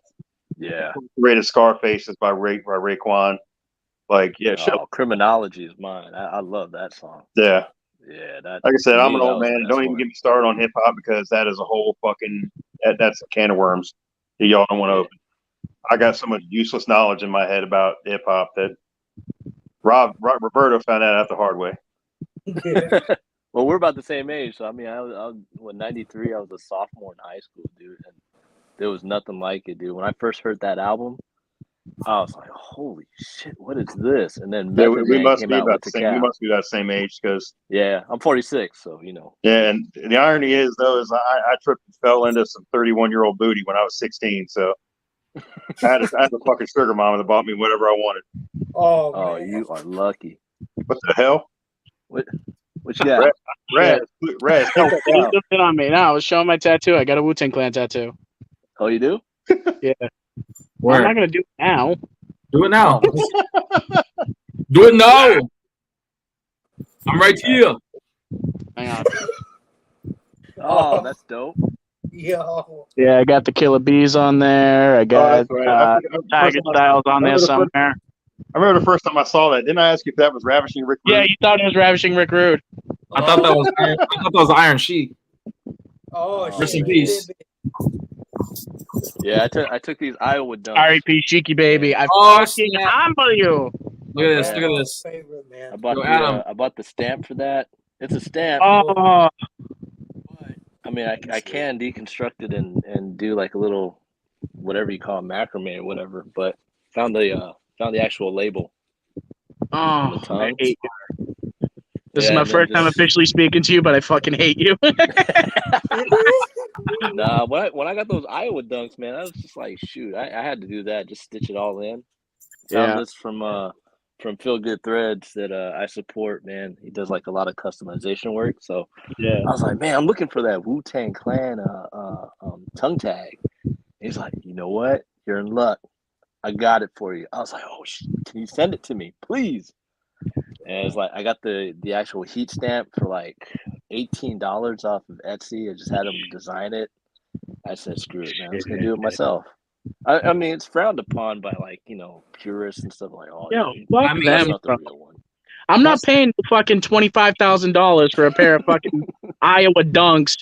Like, fuck that. I'll pay like $200 for a pair, and then I'll just do the same thing you did. Just get it on there. That's kind of what I want to do with the. I want to get like a pair of like green and black dunks and put the Deftones branding on there because I'm not paying no fucking $50K for a freaking pair of dunks. Like, no, bro, did you see? Did you? I know they're not your size, but they got the Dinosaur Junior dunks on eBay as well. Nah, I don't even look for older SBs anymore, man. Like, there's just too much hype, like on SBs now. It's like starting to die off a little bit, bro. You might be like starting to die pretty off. soon you'll be able to make moves. Not dead enough, shit, man. De La Soul lows are still going for like $300, man. I was like, fuck that. I remember those were in outlets. They were sitting in outlets. Yeah. I remember I had a pair, and I was practically giving them away, and nobody wanted them. Yeah, they're like $50 at like and now you got like $50-$60 back in the day. I know, crazy. Yeah, I couldn't understand why they were at Nordstrom Racks though. They had SBs at Nordstrom Rack. I was like, they had California dunks. I found a couple of like low top Bruins or something like that. No, it's just like I want to get. There's some stuff coming out now that I really want, like those Doritos SBs. I want those. Did you go hit for like $900? Did you hit on anything on the restock today? No. I didn't even bother trying. There's like nothing coming out that I want. The one thing that I did want that I thought was going to be restocked was the Travis Scotts, but they're not doing the restock apparently. Which one? The olives? No, the SBs. Oh, they're restocking those? What the fuck? No, they were good. Someone Unlike Sneaker Twitter said that like inside sources say that they're gonna restock the Travis Scott dunks, and then like a week later they're like, yeah, no, that's not happening. The fucking paisley, like the bandana look. Yeah. Shit. I wish they would. I'd fucking do it. I'd put heaven and earth to get those. I mean, yeah, I already, like I said, I sold my origin stories. Like I'm planning on selling a couple more pairs, and I returned the fucking Laney 14s. Like you ain't my size, bro. So what are we talking about? Oh, you returned them? Good. 11 gang. Good. Yeah, size 11 gang, bro. And now Yeah, it's size me 13, too. bro. Big feet. Big feet. Good night. All right, fellas. Well, I think I'm gonna start wrapping up the live because I have to. Every Wednesday, 6:30 p.m. Pacific time, 9:30 p.m. Why Eastern did I time. just hear? Why did I just hear Snacks having a voiceover? I'm gonna wrap things up though because it's 9 p.m. out here, and I gotta take care of my dog, man. I gotta take him out and stuff like that. But this is going to be my last live for the month. I will not be going live next week, so just FYI, guys, for everybody that's in here tuning in, and I'll also post on my IG and keep you guys posted throughout next week. But I will not be going live. I will actually be out in the East Coast, linking up with some of the fellow gentlemen here on the channel. What day are you officially coming out? I'll be there on Thursday for sure. So I'll be there on Thursday. I know the meetup is on Saturday, and then I'm basically me, you, and Matt gotta link up on Friday or something. We gotta figure that out. Yeah, just hit me up. I'm gonna start packing this weekend. Yeah. And then I'm gonna get like a nice cut because my hair is looking crazy right now. Bring that Larry Bird. Yeah, at least you got hair. Be a problem. I don't know what you're talking about. I don't have any. I only have my Larry Bird jersey. That's it. No, that's what I'm talking about. I'm not talking about the Larry Bird shooting shirt that we got official confirmation on, which you still owe me a public apology for, by the way. I don't owe you shit, bro. I don't owe you jack. I called that. You gave Snacks my shine. Fuck you. This meetup's going to be interesting. Just give me. So when I meet up, give me the Fran Tarkenton, give me the fucking Indiana State Larry Bird, and give me the pistol that you're wearing, and I'll hook you up. You're funny guy. I like you. And while you're at it, fucking throw me a Tom Brady jersey then too. Don't have one. Yo, is I heard Peter Thomas is coming. Is that true? I wouldn't put my money on that. Wait, Slim, can you do it for me one time? Huh? No, come on, give me a better one. Rez, I don't even know. Rez, have you ever talked to D? I mean, have you ever talked to him? Like, yeah, have you ever talked to him on the phone or once when he was showing me his fucking jersey addiction?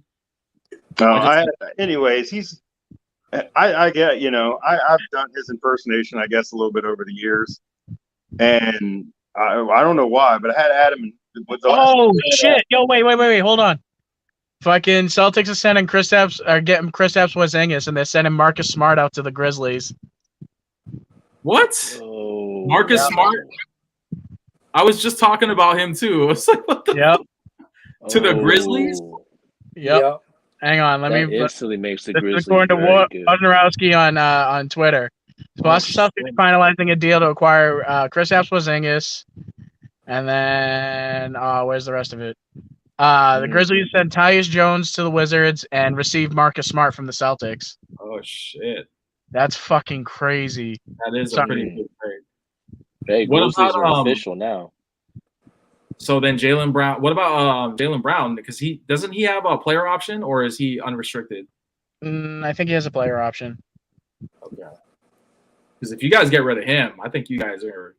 No, if we were going to get rid of Jaylen Brown, we were going to get Karl Anthony Towns. That was going to be the trade. Oh, are you sure you want that guy? Karl Anthony Towns? Yeah, I wouldn't want that dude. I'd want Karl Anthony Towns. He's like the best center in the league. Says who? Who's better? Dude, you know, he just won the championship, right? Jeez, that guy's the best center in the league right there.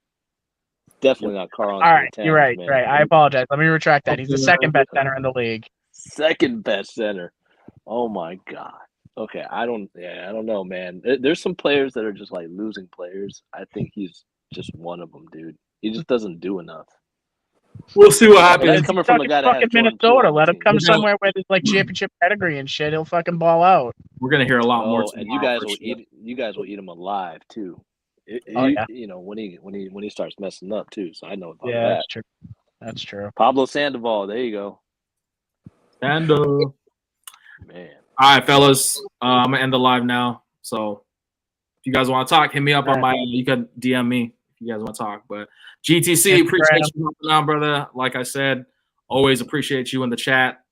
Finally on live face to face here, man. So appreciate you. Funny more often, man. You and Slim both funny both more often. Yeah, Slim. It makes the topics real interesting when you have actual face to face conversations as opposed in the chat. But regardless, I appreciate everybody that is active on these lives and stuff like that. So cool. All right, guys. Thank you guys once again. Appreciate all the love, and I will see you guys very soon. All right, take it easy, guys. All right, peace out, y'all.